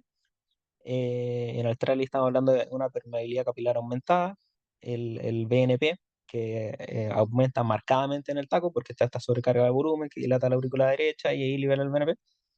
Y el trali que normalmente debería estar normal, pero en algunos casos igual podría estar levemente elevado, entonces igual podría ser un factor un poco confusor. Respecto a la ecografía, nosotros vamos a ver, vamos a buscar en el TACO esta disfunción sistólica y diastólica, también buscando sobrecarga de volumen, y en el trali esta misma ecografía nos va a parecer normal. Y de las cosas que hacen más hincapié es la respuesta de diuréticos, que la respuesta de diurético en el trali va a ser pobre, pero en el taco, como tenemos sobrecarga de volumen, damos diurético, debería mejorar la función sistólica, diastólica y mejorar rápidamente el cuadro clínico. Estas son otras características que apoyan a diferenciar el taco en el trali, por lo menos de manera más rápida, de manera clínica, tenemos la distensión de las venas del cuello. Hablamos de sobrecarga en taco, entonces va a estar con la vena del cuello distendida, la ocultación se va a hacer un S3, la presión sanguínea va a tender a la hipertensión. Y respecto a la temperatura corporal, como estamos en el trali hablando de anticuerpos y toda una inflamación sistémica, vamos a tener pacientes que van a estar febriles. Respecto al conteo de células blancas, el trali sí puede causar con una leucopenia un poco transitoria, pero que es poco frecuente, y una trombocitopenia leve. Y los anticuerpos leucocitarios y las citoquinas posttransfusionales, que son medidas que en realidad no podemos medir como de forma tan aguda, pero sí están descritas y sí están estudiadas, que en cuáles son las que están presentes en el TRAL y cuáles en realidad después las citoquinas posttransfusionales se van a aumentar o no se van a aumentar en TACO versus TRALI. Respecto a la presentación clínica de esta, nosotros ya dijimos varias veces que comienza en menor o igual a las 6 horas posttransfusionales. Los síntomas comunes de este van a ser la taquipnea, la hipoxia, los infiltrados bilaterales. Y en el taco predomina el signo de sobrecarga, por lo que aparece esta hipertensión, aparece un crepitante, aumenta la presión venosa central. Y en el trali puede haber hipotensión, fiebre y shock. Ujú, ahí. Aquí tenemos una imagen que en el fondo nos muestra, en la imagen A y en el C, nos muestra cómo va resolviendo este paciente el edema pulmonar, tanto en taco como aquí en el B, cómo lo va resolviendo, como el paciente transfusional del C, que después de la aparición del trali le aparece su edema pulmonar. Bueno, el concepto de trali y tiene que ver con dos más o menos como modelos que nos hablan de cómo es que ocurre esto. Sin embargo, ambas nos hacen hincapié en modelos inmunes que hacen que aumente el daño endotelial pulmonar y que eso cause un edema cardiogénico. Entonces tenemos primero bueno, decir que tiene que ver esto con los anticuerpos antileucocitarios y antineutróficos que tienen que estar en el donante de sangre. En el donante de sangre es más común en las mujeres embarazadas, mujeres multíparas, desarrollan este anticuerpo anti-HLA, clase 1 o clase 2, y estos antineutróficos humanos. Esto puede ser, generalmente les pasa por estos embarazos previos, o puede ser por mismas transfusiones que tuvieron los pacientes anteriormente, y que después ellos mismos transfundan plasma o transfundan sangre. Cuando se transfunde este plasma de estos pacientes, los anticuerpos se unen a los leucocitos del receptor, principalmente a los neutrófilos, y estos neutrófilos se adhieren, estos neutrófilos que están acá, que vienen ya, em, que vienen adheridos a los anticuerpos, se unen al endotelio pulmonar capilar, por donde normalmente quedan atrapados por el tamaño de los capilares pulmonares, Y esta unión anticuerpo-antígeno activa los neutrófilos acá, liberando proteasas, radicales libres de oxígeno y citoquinas proinflamatorias, lo que produce un daño endotelial capilar difuso, y eso va a aumentar esa permeabilidad, va a ser una fuga del plasma al espacio alveolar, lo que produce un edema pulmonar no cardiogénico. Estamos hablando de moléculas inflamatorias que en el fondo van a aumentar aquí la permeabilidad y va a pasar el plasma y ahí va a ocurrir el edema. Por eso que aparecen estos infiltrados bilaterales, por eso que aparece la hipoxemia y la presión capilar pulmonar, en este caso vendría siendo normal, porque no estamos hablando de aumentos de volumen ni sobrecarga. Existe este modelo de dos golpes que tiene que ver con por qué el TRALI puede ocurrir aunque no haya anticuerpo detectable. Y tiene que nos habla de que primero hay un estado inflamatorio del receptor, o sea que primero hay un priming de esto, que los pacientes ya tienen neutrófilos parcialmente activados por alguna enfermedad de base que tengan, por ejemplo, pacientes que están sépticos, que vienen después de un trauma, cirugías mayores, shock, y esta activación parcial los hace más propensos a adherirse al endotelio pulmonar, o sea que estos pacientes ya tienen neutrófilos que están cerca o adheridos ya al endotelio pulmonar, y que después cuando nosotros hacemos la transfusión, ahí sí existe esta exposición a los anticuerpos o los mediadores biológicos del hemoderivados, y ahí se activan estos neutrófilos.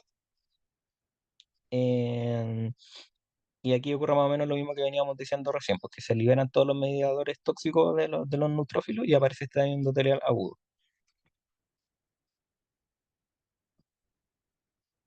Ahora el taco es distinto. El taco tiene que ver más que nada con que la transfusión aumenta el volumen intravascular, eso aumenta las presiones capilares pulmonares, y ahí como vemos nos vamos a ver que es un mecanismo puramente hidrostático. Como es un mecanismo hidrostático, se exacerba por las disfunciones cardíacas o renales del paciente, considerando que ya es más difícil que pueda bombear la sangre y que es más estancada. Tiene que ver con la ley de Frank-Starling, entonces tenemos el volumen sistólico como va aumentando, a diferencia de cómo va aumentando la precarga.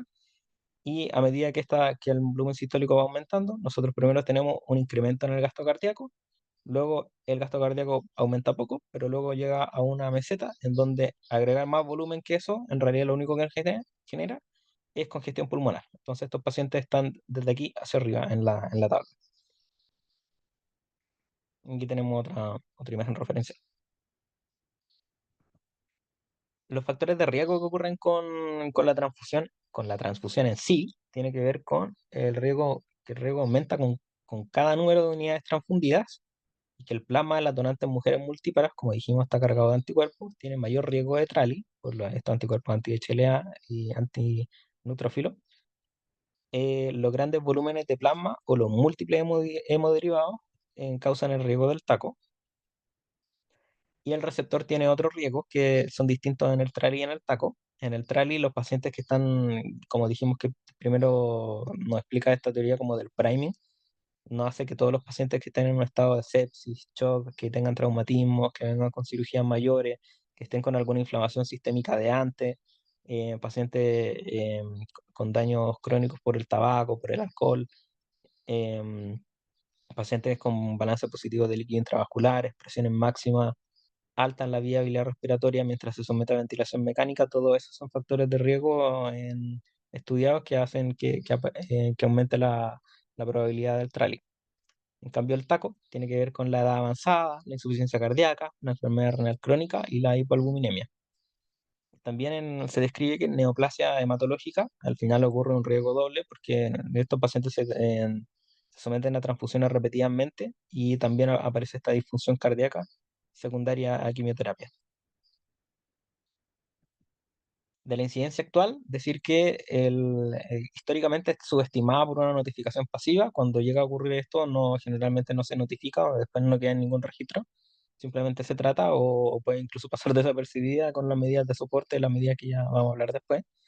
Pero con vigilancia activa se ve que el TRALI es más o menos 0,1% de los transfundidos y que disminuye tras estrategias de mitigación, que son las que vamos a comentar después. Y el taco es más o menos 1% de los transfundidos y es más frecuente en los pacientes perioperatorios que están los pacientes que están en la UCI. Dijimos, tienen pacientes choqueados, pacientes que están en peores condiciones generales. Y del contexto de malignidad hematológica, decíamos que tenían una alta exposición transfusional, por lo que hay mayor riesgo de taco, porque tienen esta fragilidad cardíaca y renal de base. Y el trali es menos frecuente en los pacientes que tienen leucemia o linfoma, principalmente los que tengan una neutropenia baja, y como tienen menos neutrófilo, aparece menor activación inmune de esto. Y del diagnóstico complementario, que es más o menos lo que veníamos diciendo antes, el BNP marcado en el taco lo definen como, porque podía estar en ambas podía estar aumentado, pero principalmente en taco lo definen como mayor a 10, mayor a 1000. ¿Bien? Y de la ecografía, decir que la disfunción diastólica sistólica aparecía en el taco, mientras la normal en el trali, y la gasometría, los dos venían con hipoxemia.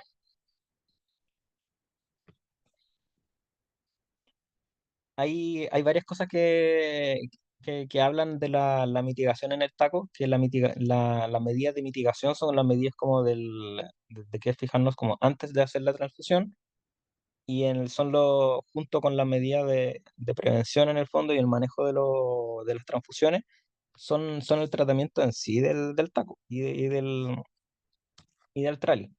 Entonces, pasando a qué son estas, tiene que ver las medidas de mitigación, son velocidades de infusiones controladas, son los diuréticos profilácticos en los pacientes de riesgo, o sea, pacientes que tienen sobrecarga de volumen, pacientes con insuficiencia cardíaca, enfermedad renal crónica, la reducción de los volúmenes transfundidos, hacer que las unidades parciales o split units, y el manejo transfusional del paciente, que fue la presentación que tuvimos de Vicente el día jueves. Por lo mismo no voy a adherirme mucho a esto, pero en el fondo tiene que ver que este va a ser el enfoque central para reducir el riesgo de tralitaco, porque en el fondo lo que hace es disminuir el número de transfusiones en general. Son menos transfusiones, menor incidencia de complicaciones. Primero parte de la homeostasis desde el momento de la emergencia, el controlar el sangrado, optimizar la técnica quirúrgica y optimizar el paciente con la parte farmacológica desde antes. Ver el tema de la eritropoyetina, de la hemoglobina del paciente, en buscar la causa de la anemia antes de llegar al momento de transfundir, optimizar el paciente en todo lo demás, y después al final está el tema de transfundir. Estas medidas de mitigación tienen resultados que están estudiados, por lo menos desde la Cruz Roja Americana, desde sociedades de Inglaterra y Estados Unidos, nos hacen más o menos este conteo de si que funciona o no, y no hacen la diferencia si es que funcionaba, en cuál medida funcionaba más, y por separado. Entonces, la implementación del plasma masculino versus el de mujeres embarazadas o multípara, hacían que disminuyera un 80% el trali. Y este es un dato de la Cruz Roja Americana. Y el screening de donantes con plaquetoféresis disminuía por 3 veces el número de casos de trali. Y la reducción de transfusiones de manera global disminuye, en el fondo, disminuye la incidencia del taco y del trali en todos los estudios RED3. Esto es un poquitito como obvio, pues. Entonces, menos transfusiones, menos incidencia de trali y taco.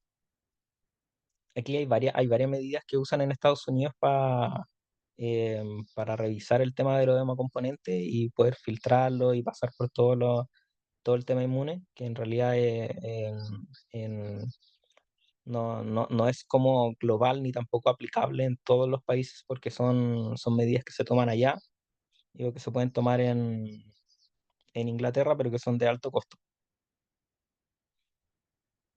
Y el manejo de estos pacientes vendría siendo, en ambos casos, el soporte ventilatorio de esto. En el caso del trali, suspender la transfusión y evitar los diuréticos, porque no se debe a una sobrecarga, a pesar de que estamos viendo una edema pulmonar. Y en el taco, los diuréticos endovenosos van a ser el principal pilar, con las restricciones de volumen, y en ambos casos el monitoreo hemodinámico y ventilatorio. Respecto al trali y respecto al taco, con si continuar o no las transfusiones, porque estamos hablando de pacientes que en el fondo lo estamos transfundiendo por algo, decir que en el taco, como estamos hablando de sobrecarga de volumen, y apenas podamos controlar el cuadro clínico, no está contraindicado, y de hecho podemos seguir con transfusiones si es que el paciente lo requiere. Con el trali más o menos pasa lo mismo, pasa de que en realidad deberíamos tener más control con el hemodiderivado que estamos dando, más que con el paciente en sí mismo. Entonces, primero tratamos el caso agudo, hacemos este soporte ventilatorio, suspendemos las transfusiones, manejamos el paciente, vemos que la clínica vaya pasando, y ahí podemos reanudar la transfusión, pero no con el mismo no con el mismo plasma o no con el mismo glóbulo rojo que estamos dando, sino con algunos que sean, bueno, dependiendo de lo que tengamos disponible, si es que hay algunos que están más preparados o no, que tengan algún estudio o no, si es que tienen estos anticuerpos. Hay varias terapias futuras que en el fondo se están implementando ahora, en tanto investigación en las terapias inmunomoduladoras para estas, como para activar en los hemoderivados. Y una bien interesante que son los filtros de prealmacenamiento que absorben los anticuerpos y que absorben lípidos. Entonces esto nos van a hacer como que la sangre de los donantes pueda pasar por este filtro y así nos aseguremos de que no vengan con estos anticuerpos y sea mucho más seguro para transfundir. Y actualmente hay unos modelos predictivos con inteligencia artificial y con mecanismos de machine learning para la detección precoz de estos pacientes que empiezan a generar edema y también para el trato de los hemoderivados. Entonces los mensajes clave más o menos de esta presentación es que en ambos ocurre este edema pulmonar post-transfusional menor a las 6 horas, de que el trali tiene un origen inmunológico con un aumento de la permeabilidad, que el taco es un aumento de volumen y es un tema más cardiogénico, y que la prevención sigue siendo el manejo racional de las transfusiones con las medidas de transfusional y más las medidas de mitigación que tienen que ver más que nada como con la toma de las transfusiones. Entonces, evitar el suero de pacientes pacientes embarazadas, pacientes multíparos, o que tengan algún registro de haber tenido algún tipo de estas reacciones. Y eso.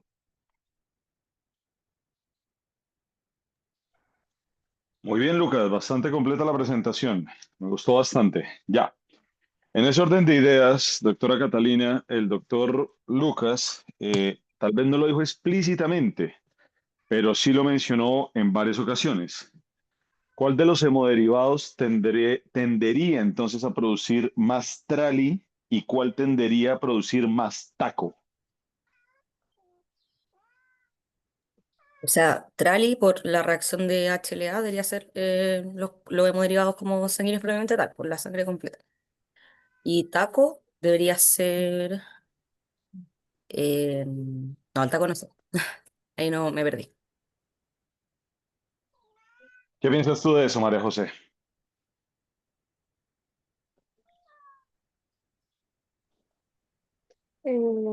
Ya, sí, o sea, el trali sí lo producen más los glóbulos rojos y el taco también, según yo, sí, es que ahí depende, según yo, por el tema del volumen. Pero si no me equivoco, es el plasma fresco congelado, por el volumen que uno pasa y por la dosis, pero no estoy tan segura. ¿Qué opinas tú de eso, Michelle?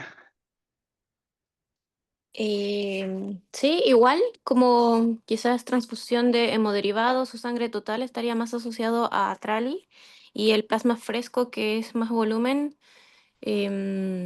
más asociado con taco.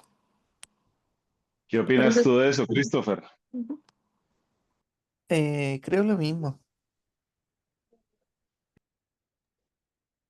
Según lo que tú dijiste, Lucas. El plasma fresco congelado es el que tiene mayor cantidad de plasma, por lo que tiene más anticuerpos circulantes y tiene más riesgo de trailer de todos. Muy bien, pero si lo dijo varias veces. El trali y las plaquetas, teniendo en cuenta que es una reacción de anticuerpos, tiene más riesgo de trali. Que no se les olvide, plasma y plaquetas tiene más riesgo de trali. Y la sangre, justamente por ser el mayor expansor y aumentar más el intravascular, es el que tiene más riesgo de producir taco. Ojo con eso. ¿Ya? No lo dijo explícitamente, pero lo mencionó en varias veces. ¿Listo? Ojo con eso, ¿ya? Y evidentemente el manejo, teniendo en cuenta que uno se comporta como un shock de origen cardiogénico y el otro no, está básicamente en el soporte de las medidas que disminuyan la poscarga de estos pacientes, ¿ya? Entonces, está en relación al uso de diuréticos y de toda la falla cardíaca desencadenante de esto. ¿Listo? Ojo, ténganlo en cuenta. El uno está mediado por estas reacciones inmunohistoquímicas, y el otro es simplemente sobrecarga. ¿Listo? Ojo con eso, ¿ya? Y otra cosa súper importante, doctora Catalina, ¿hasta cuánto tiempo después se puede presentar esta reacción?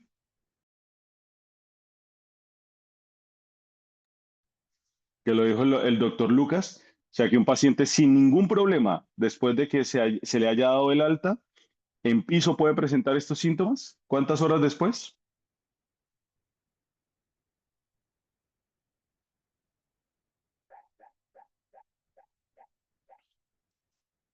72 me parece, ¿no?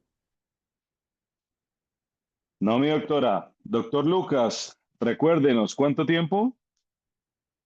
Son siempre 6 horas. Hasta 6 horas después de la administración de los hemoderivados.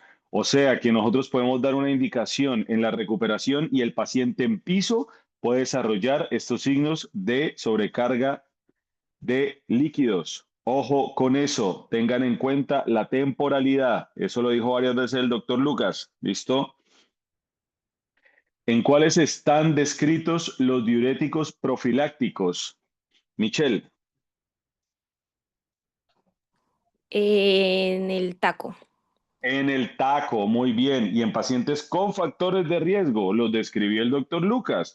Ojo, tienen que estar pendientes de las otras presentaciones. Pacientes con la habilidad, ¿cierto? Insuficiencia cardíaca, pacientes que tiendan Renal, adulto mayor. los pacientes renales, los adultos mayores. Eso lo escribió el doctor Lucas en la presentación. Entonces, ahí tendrían un poco de cabida los diuréticos profilácticos para el manejo de la sobrecarga de volumen. ¿Listo? Muy buena presentación, Lucas. Bastante buena. ¿Listo?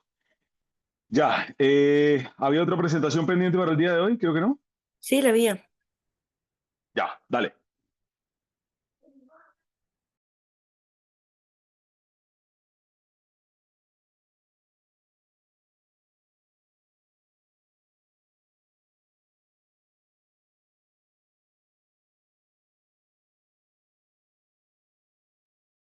¿Te ve bien ahí? Sí, se ve bien. Súper. Bueno, entonces hoy día vamos a hablar de la preparación del pabellón para la hipertermia maligna. Em, Soy Catalina, interna de cirugía, que estoy pasando mi rotación de anestesio. Hoy día vamos a ver las generalidades sobre hipertermia maligna, los criterios diagnósticos como breve recordatorio, la evaluación o los factores que son necesarios para evaluar de manera preoperatoria a los pacientes, cómo se prepara el pabellón y un breve recordatorio del manejo de la crisis de la hipertermia maligna. Entonces, como generalidades, sabemos que la hipertermia maligna es un trastorno farmacogenético potencialmente fatal, asociado a genes autosómicos dominantes, que tiene una penetrancia incompleta y con una variabilidad, o sea, una expresión variable, y que la prevalencia está documentada de manera muy variable entre la literatura, pero en este review sale que de 1 en 100.000 en Estados Unidos, reportado. Y en esto, en general, los datos como suelen variar según la región.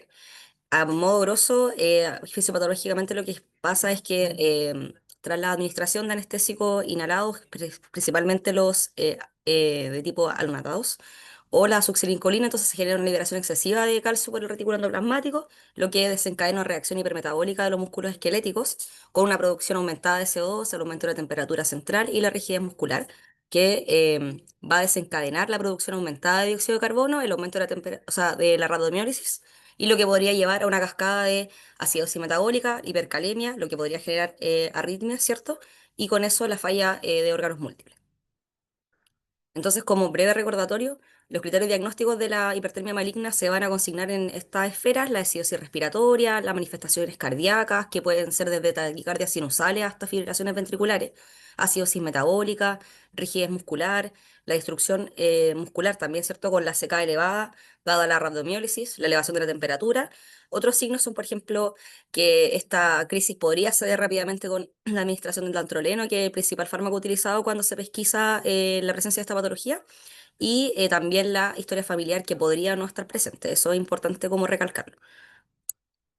Entonces, ¿cómo vamos a ordenar el enfrentamiento o cómo vamos a ordenar el pabellón para enfrentar pacientes que tengan el diagnóstico, el antecedente o se sospeche de una hipertermia maligna? Se va a dividir como en tres momentos. Va a ser la evaluación preanestésica, la preparación de pabellón propiamente tal, donde vamos a revisar algunos aspectos respecto a la preparación de las máquinas, el flujo de aire que es necesario para la descontaminación y también el uso de los filtros de carbón activado que últimamente la literatura lo ha sugerido fuertemente para poder asegurarnos de que existe una limpieza de los componentes anestésicos volátiles. Y por último, ¿qué hacer entonces en caso de que se pesquise una crisis de hipertermia maligna? Entonces, en primer lugar, en la evaluación preoperatoria, dentro de la anamnesis o de la entrevista, siempre destacar los antecedentes anestésicos y acá lo importante es que un historial negativo no necesariamente nos va a descartar una hipertermia maligna en el caso de los antecedentes familiares, porque como es autosómica dominante podría ser que el 50% lo tenga o no lo tenga. Los antecedentes familiares, la búsqueda dirigida sobre rabdomiólisis y en esto en particular la literatura habla de que los pacientes que presentan estos cuadros ante el esfuerzo, por ejemplo, ante ejercicio extenuante o tras permanecer periodos como expuesto al calor, también puede desencadenarlo. Y el antecedente de las miopatías, generalmente las miopatías de origen central son las que más se buscan y también sale por ahí que se ha estudiado y que podría estar relacionado el uso de estas miopatías asociadas a las estatinas, podrían también predecir un poquito sobre tener mayor susceptibilidad para la hipertermia maligna. Em, con todo este setting, por ejemplo, viéndolo que en este caso al lado de la derecha se puede ver como este setting de pacientes que son más susceptibles a una hipertermia maligna, por ejemplo, la rhabdomiólisis recurrente o una elevación persistente de la ceca en reposo, que vamos a ver después cuándo es necesario tener una evaluación o niveles de laboratorios previos a la cirugía o no. em, por ejemplo, antecedente de un infarto en la admisión de un hospital sin un factor de riesgo conocido también podría como alertarnos de eso. En este sentido, toda esta evaluación nos va a permitir poder definir aquellos pacientes que son susceptibles para la hipertermia maligna o no. Y de acuerdo con eso, se activan distintos protocolos que tiene el Hospital 1 para poder llevar a cabo la cirugía. Entonces, en este sentido, la guía que utilicé, que es la del Grupo de Hipertermia Maligna Europeo, después de haber definido cuáles pacientes son más susceptibles o no, nos dice que, según un review que ellos realizaron, las indicaciones de premedicación deberían ser las mismas para pacientes que sean susceptibles o no. Y en esto ellos hacen hincapié en que, en general, si no tenemos muchos antecedentes o si la historia clínica no es muy clara, deberíamos tomar a los pacientes como susceptibles a una hipertermia maligna, ¿ya? Porque evidentemente es peor el escenario, desconocerlo o no estar preparado que anticiparse a ello. Ahora, todos los pacientes que sean susceptibles o cumplan este perfil de ser susceptibles a la hipertermia maligna, deberían recibir claramente la anestesia libre de estos gatillantes. De respecto al daltroleno como uso profiláctico, ellos mencionan que en realidad es una medida que no ha tenido mucha eficacia y que se relaciona más a reacciones adversas, por lo tanto no lo indican como una de las medidas que uno debería ocupar para preparar a los pacientes. Ahora, ¿qué pasa cuando estamos ya dentro o en el mismo momento cuando tenemos que planificar la cirugía, ver cómo todo lo que decimos que vamos a utilizar, de qué manera vamos a monitorizar el paciente? Ellos nos refieren que los pacientes que son susceptibles no deberían recibir una monitorización extra a la que ya se realiza en todas las cirugías de manera convencional. Pueden estar recuperándose en salas eh, no de cuidados intensivos, sino que puede ser en las salas de recuperación más estándares. Se tiene que sí o sí evitar estos anestésicos volátiles y la succinilcolina como bloqueador neuromuscular. Y ahora respecto a los test prequirúrgicos o laboratorios prequirúrgicos, nos dicen que no es necesario si es que son susceptibles. Ahora sí es un paciente en que tenemos la duda, que nos relata una historia de, no sé, por ejemplo, la miopatía relacionada a las estatinas o que ha relatado como cuadro en su historia de rhabdomiólisis generalmente relacionada al esfuerzo, lo que uno podría tomar es una CK prequirúrgica acompañada también de los niveles de potasio, como dentro de todos los settings, de los más importantes, y también de las mioglobinas, si es que están disponibles.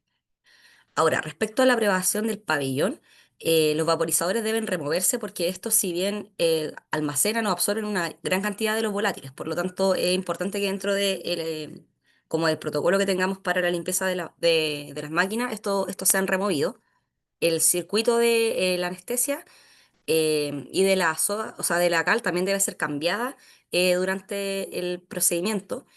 La anestesia debe estar para que podamos lograr como una remoción completa de los volátiles, que es lo que muestra este gráfico de acá.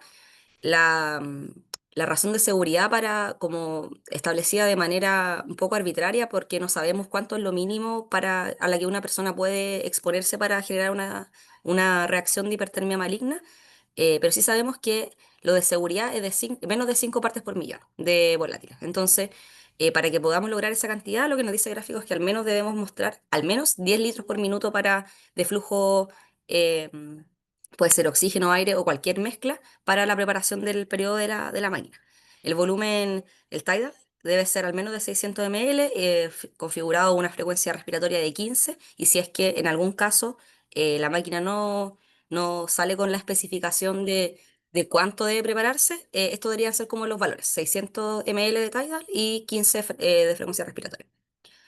Entonces, ahora bien, si bien durante el tiempo se ha avanzado bastante la preparación de los pabellones para la hipertermia maligna, sigue siendo un desafío las nuevas máquinas porque requieren un tiempo más prolongado para poder descontaminarse respecto a los anestésicos volátiles, que estos son los dos estudios que nos muestran que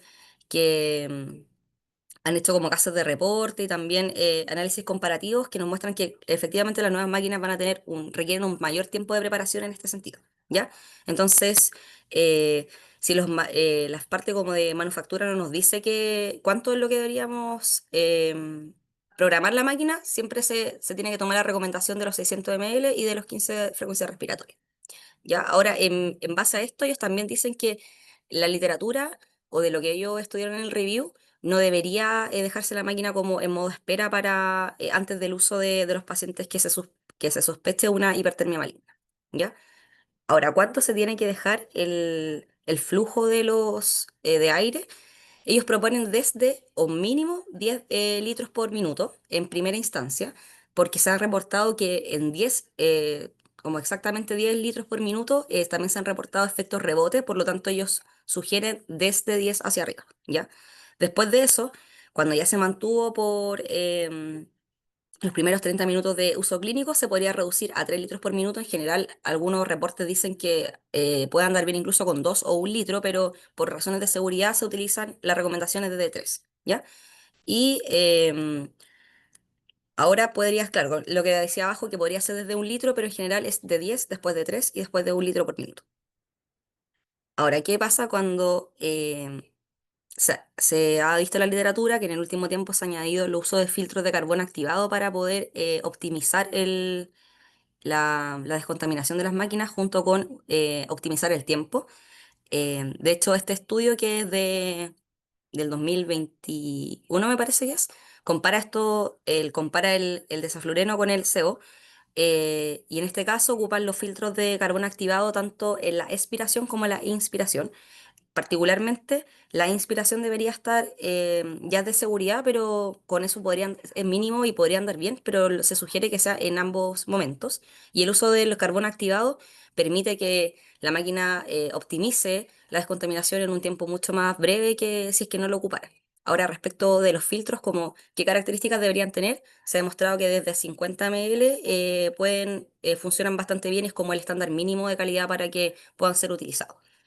Se tienen que ocuparse, cuando se ocupan los filtros, debería mantenerse el uso de flujo a alto nivel y deberían ser, claro, utilizados de manera inspiratoria y expiratoria. ¿Ya? Esto acompañado de todas las otras medidas, que es cambiarlo, el circuito de anestesia, ¿cierto? Y también la cal.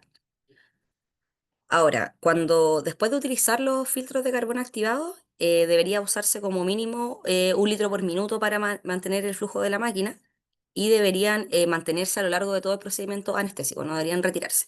Ahora, si bien no deben retirarse, no es necesario tampoco que se reemplacen porque pueden durar hasta 12 horas. Generalmente eso es como lo estandarizado, que se cambien cada 12 horas, pero también se ha visto que puedan mantenerse hasta 24 horas.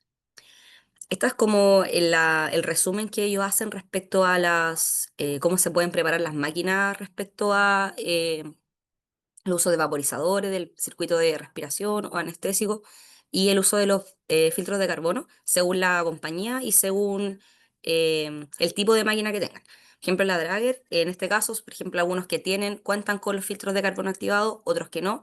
Entonces ellos hacen todo este resumen de sugerencias según el tipo de modelo que se tenga, ir ajustándolo según las recomendaciones que ellos son los que lo plantean. Ahora, este es como el algoritmo que proponen para poder preparar el pabellón en el caso de que estemos frente a un paciente que tenga o se sospeche una hipertermia maligna. Entonces, en ese caso, el primer escenario es cuestionar, o sea, es preguntarse si es que efectivamente hay un equipo o una estación de trabajo anestésica limpia disponible. Si es que es así, por supuesto que se usa, si no, se debe consultar si es que está el tiempo o el tiempo que lo vamos a utilizar alcanza a estar preparado para la estación o no. Si es que así, entonces vamos a hacer lo de remover los vaporizadores, cambiar el tubo de anestesia, mantener el flujo de aire a los 10 litros por minuto y optimizar, por ejemplo, el flujo de los filtros de carbono activados si es que están disponibles.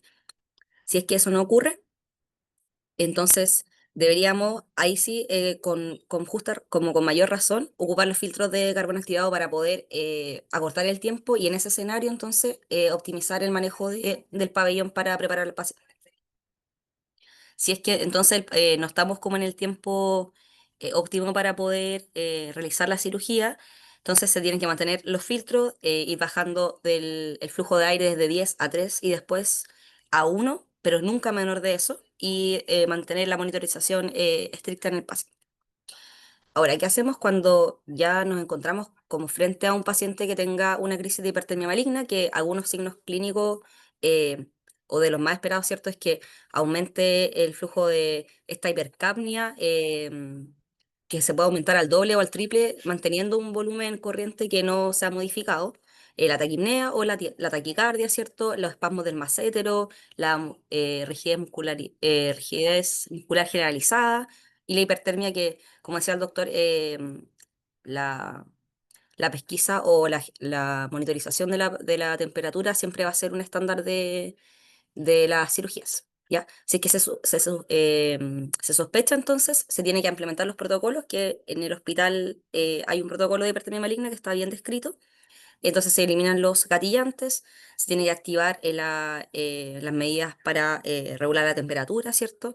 Y también y siempre viendo los efectos adversos que van relacionados a la rhabdomiólisis y la acidosis metabólica desencadenada. ¿Ya? Entonces, en este caso, se sugiere hiperventilar al doble o al triple a 10 litros por minuto, logrando saturaciones de 100%, y darle el dantroleno, ¿cierto? Que se tiene que basar en el peso actual que tenga el paciente, máximo 300 miligramos por dosis, ¿ya? Y en este caso, este estudio em, del- de la revista británica de anestesia nos dice como qué hacer según, porque se debería mantener una dosis de dantroleno en específico, como de frasco, por ejemplo, en el regional son 20 frascos al menos, entonces según eso, y según el tiempo que deberían ser en 60 minutos, ¿cierto? Ir optimizando, racionalizando las dosis, porque la idea es que nunca tenga un pabellón como se quede no disponible del dantroleno, sino que debe ir renovándose el stock y activando la red en el caso de ser necesario si es que no está disponible, ¿ya? Ahora, ¿qué se hace después de que el paciente ya se haya manejado la crisis de hipertermia maligna? Se debe ingresar a una unidad de cuidados intensivos en las primeras 24 horas, se debe corregir la hipercalemia, usar el bicarbonato en el caso de que se pesquise la acidosis metabólica. Y el uso de bloqueadores de canales de calcio también está bien descrito, pero en general lo que ha dicho la literatura es que con las medidas de soporte iniciales, con el dantroleno, la hiperventilación y también el uso de la corrección de la acidosis metabólica, podría prescindirse usar los bloqueadores de canal de calcio, pero aún así es un medicamento que tiene que estar utilizado o debe estar preparado en caso de que requiera el uso. Entonces, como conclusión, es un escenario clínicamente relevante con un gran impacto en la morbimortalidad. Sin embargo, tenemos un gran desafío respecto a la estandarización de los equipamientos en pabellón porque las máquinas son de distintas compañías y eso nos genera distintos estándares de cómo se utilicen. Por lo tanto, en ese sentido, como la recomendación que hace el Grupo Europeo de Hipertermia Maligna sobre cómo manejar eh, las máquinas según los estándares que tienen, puede ayudar un poco más. Aún así, igual es difícil lograr como... eh, un manejo estándar para todos. Y acá es muy importante el rol de trabajo multidisciplinario, por ejemplo, con los técnicos, con el equipo de pabellón propiamente tal, y también avanzar como en integrar cómo preparamos más allá el pabellón de una crisis en el caso de hipertermia maligna. En el caso del protocolo que tenemos en el hospital regional, este es bien suscrito a cómo nos preparamos cuando llega un paciente que va a tener el antecedente de una hipertermia maligna o en el caso que ocurra la crisis, pero no está tan integrado el tema por ejemplo, cómo vamos a monitorear las máquinas, qué se tienen que hacer, cómo se van a ocupar los filtros de carbono activados, cuándo vamos a ver que son filtros que puedan servir y que efectivamente van a cumplir la función de ir removiendo los anestésicos o no. Así que quizá eso se podría ir como trabajando en el futuro. Aún así es un tema complejo y éticamente igual es complejo poder seguir estudiándolo porque em, son pocos los casos y por otra parte las consecuencias en términos de mortalidad son importantes. Así que esa es la bibliografía que utilicé y sería la presentación.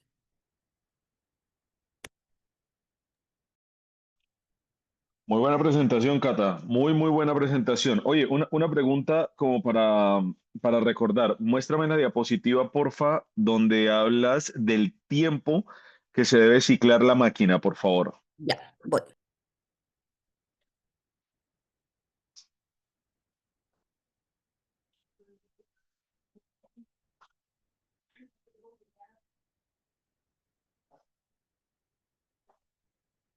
No sé si se ve ahí. ¿Se ve? ¿O está como pegado? Ahí estás en la primera diapo. Ya, denme un segundito. ¿La de los flujos de 10 ml o no? El tiempo. Esa. Está, ¿o no? Esa.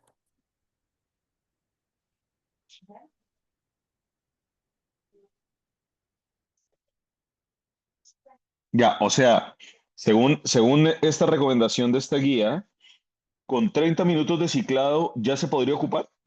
Sí, lo que ellos dicen, eso sí, es que sí o sí debe ser más de 10 litros por minuto en los 30 Más de primeros 10 minutos. litros por minuto a 600 dBT y 15 respiraciones por minuto.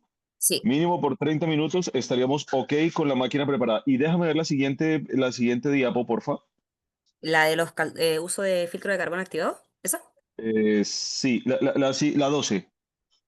esa.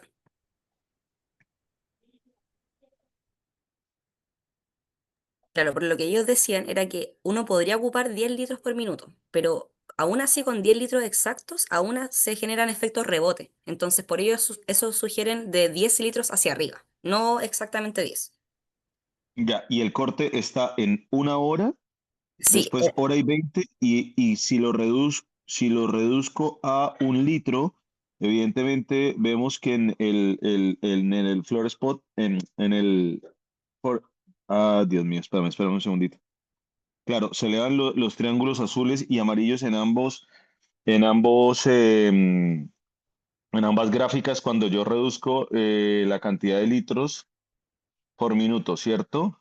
sí, la idea es, entonces, más de 10 y generalmente ellos recomiendan desde 3. Podría ocuparse uno, pero en realidad ellos dicen como lo de seguridad es que se baje a 3 litros por minuto, como eso más de seguridad. Ya, perfecto. Oye, ¿tú sabes si los filtros que nosotros tenemos son de carbón activado? No lo tengo claro.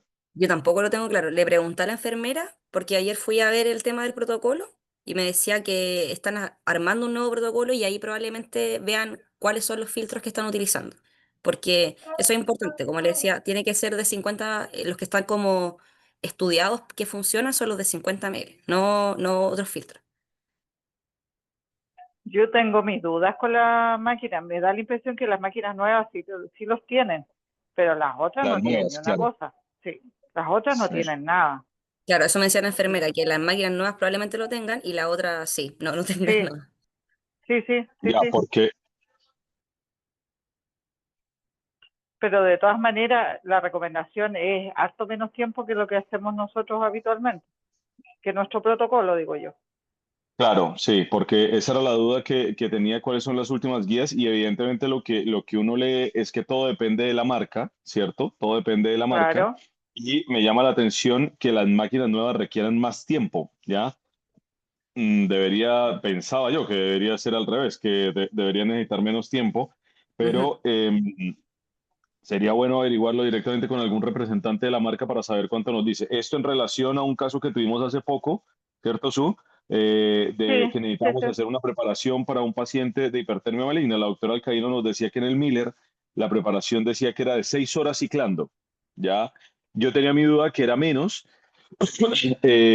pero ahora aquí tenemos unas especificaciones que nos marcan bastante cuál puede ser la tendencia. ¿Listo? Ahora ya nos toca averiguar con las especificaciones de la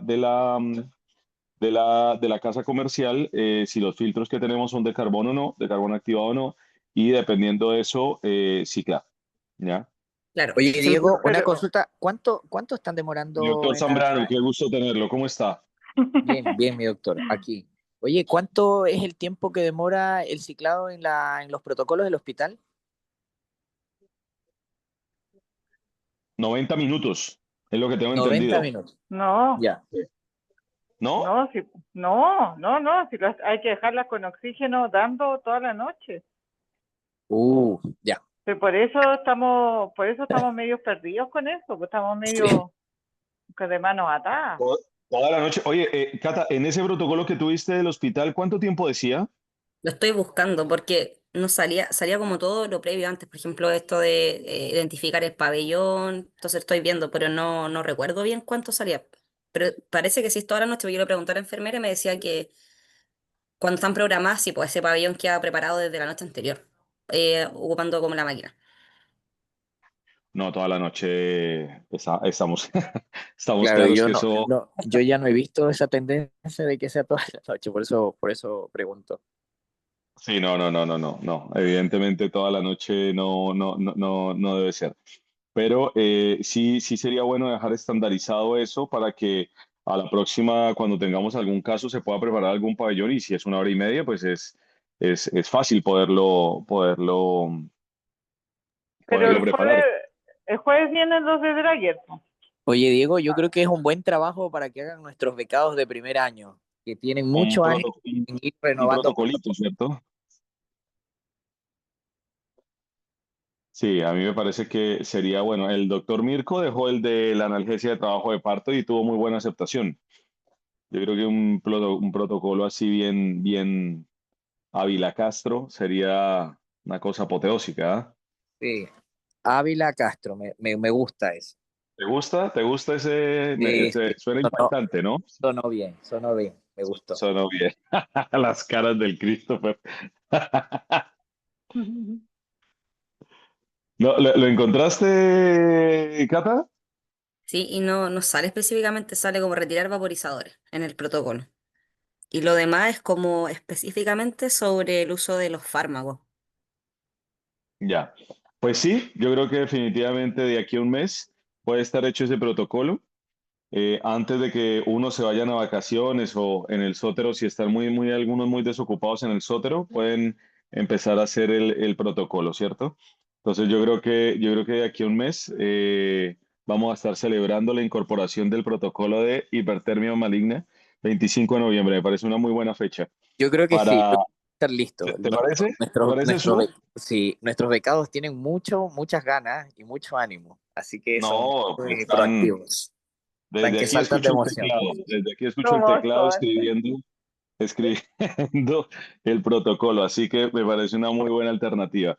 Importante, antes del Congreso, mira, el otro día tiene la vida al Congreso.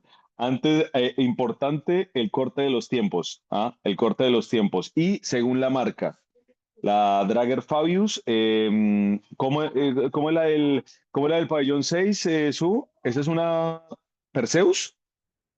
La de 6 es una Perseus. No, no, Es no, una no, no, Perseus. no, es una Atlant.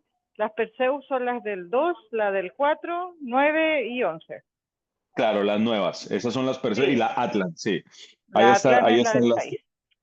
Sí, entonces, claro, el jueves que va un representante de la marca, los doctores van a estar ahí pendientes cual periodista de Mercurio, ahí en el borde de la noticia, para entrevistarlos y preguntarles cómo se debe hacer la preparación Bueno, el tiempo de ciclado es lo que más nos importa, ¿listo? Ya evidentemente sabemos que hay que sacar los vaporizadores, que hay que cambiar la cal, ¿cierto? Que hay que cambiar el circuito, que hay que evitar los gatillantes endovenosos, pero me interesa mucho el tiempo. Ya la doctora Catalina nos estableció la forma del ciclado, ¿cierto?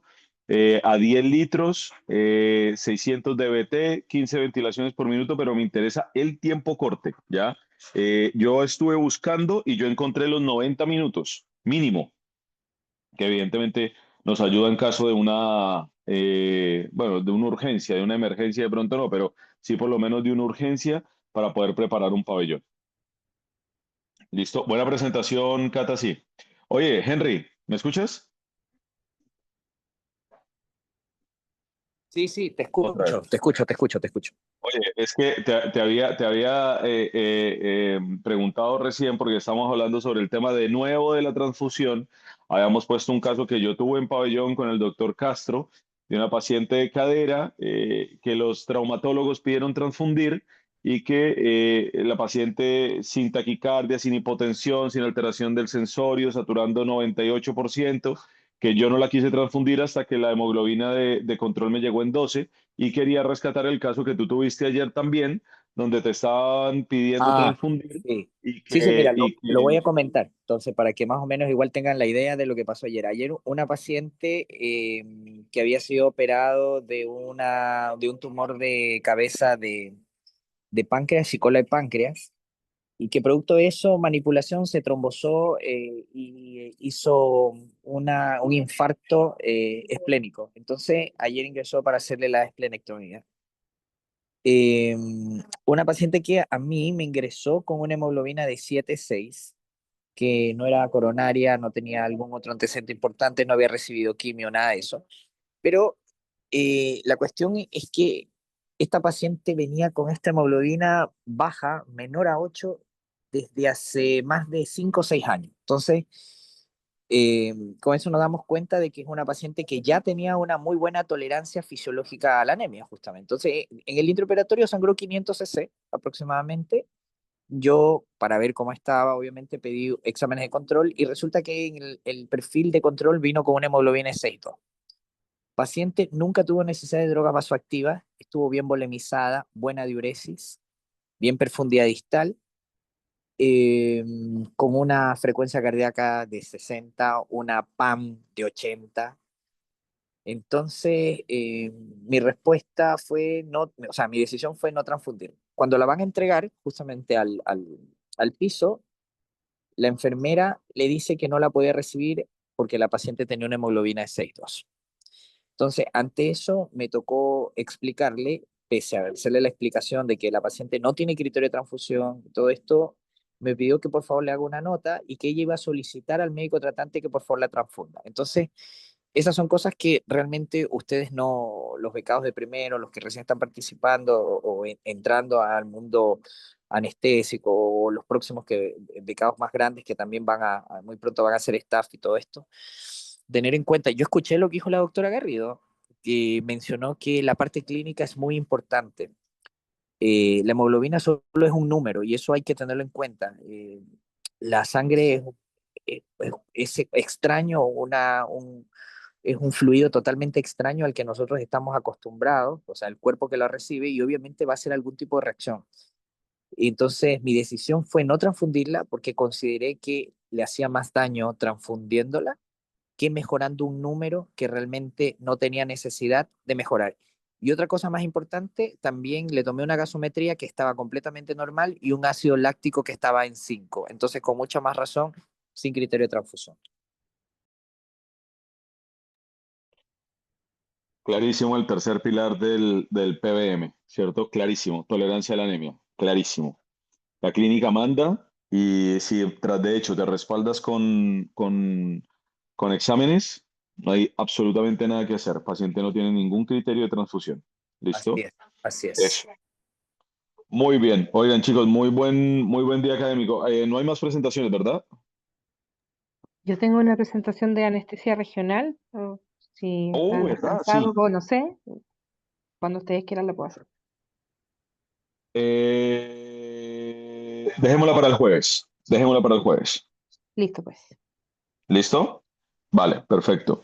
Muy bien, chicos. Espero que recuerden los datos claves de hoy, ¿cierto? Que dieron datos supremamente importantes, el descenso de la temperatura y la disminución de los factores de la coagulación, cuál produce tral y cuál produce taco, cuánto tiempo después, cuánto se debe transfundir en población pediátrica, determinantes del gasto cardíaco en pediatría, ¿cierto?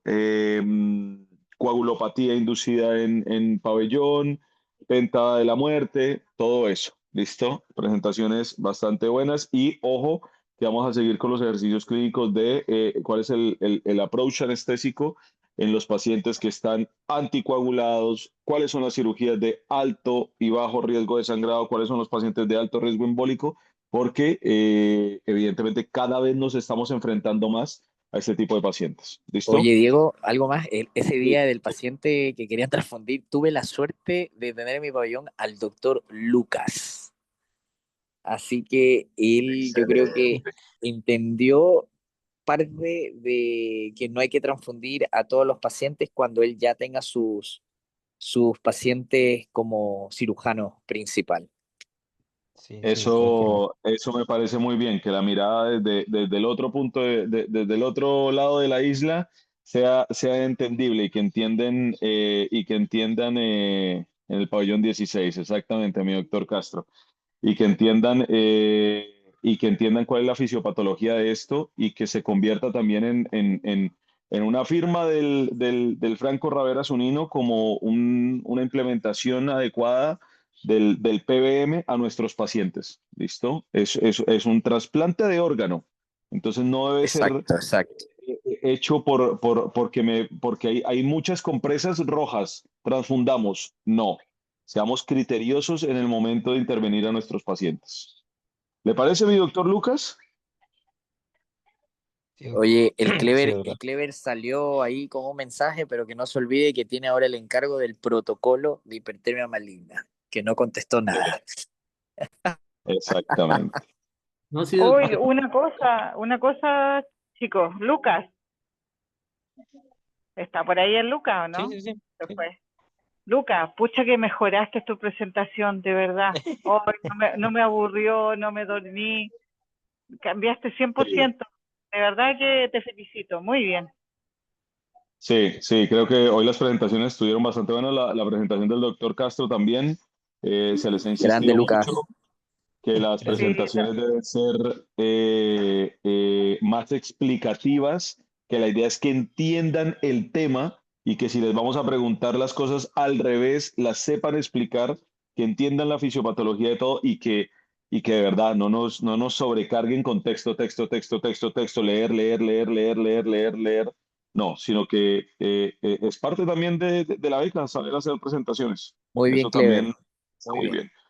Bien, Clever, bien, Lucas. Sí, bien, Clever. Buena la presentación de la doctora Catalina, muy buena presentación. ¿Listo? Eso, chicos, nos vemos el jueves. Muchas gracias a todos. Chao, chao, chicos. Pasen bien. Nos Chao. vemos. Gracias, Doc. Chao.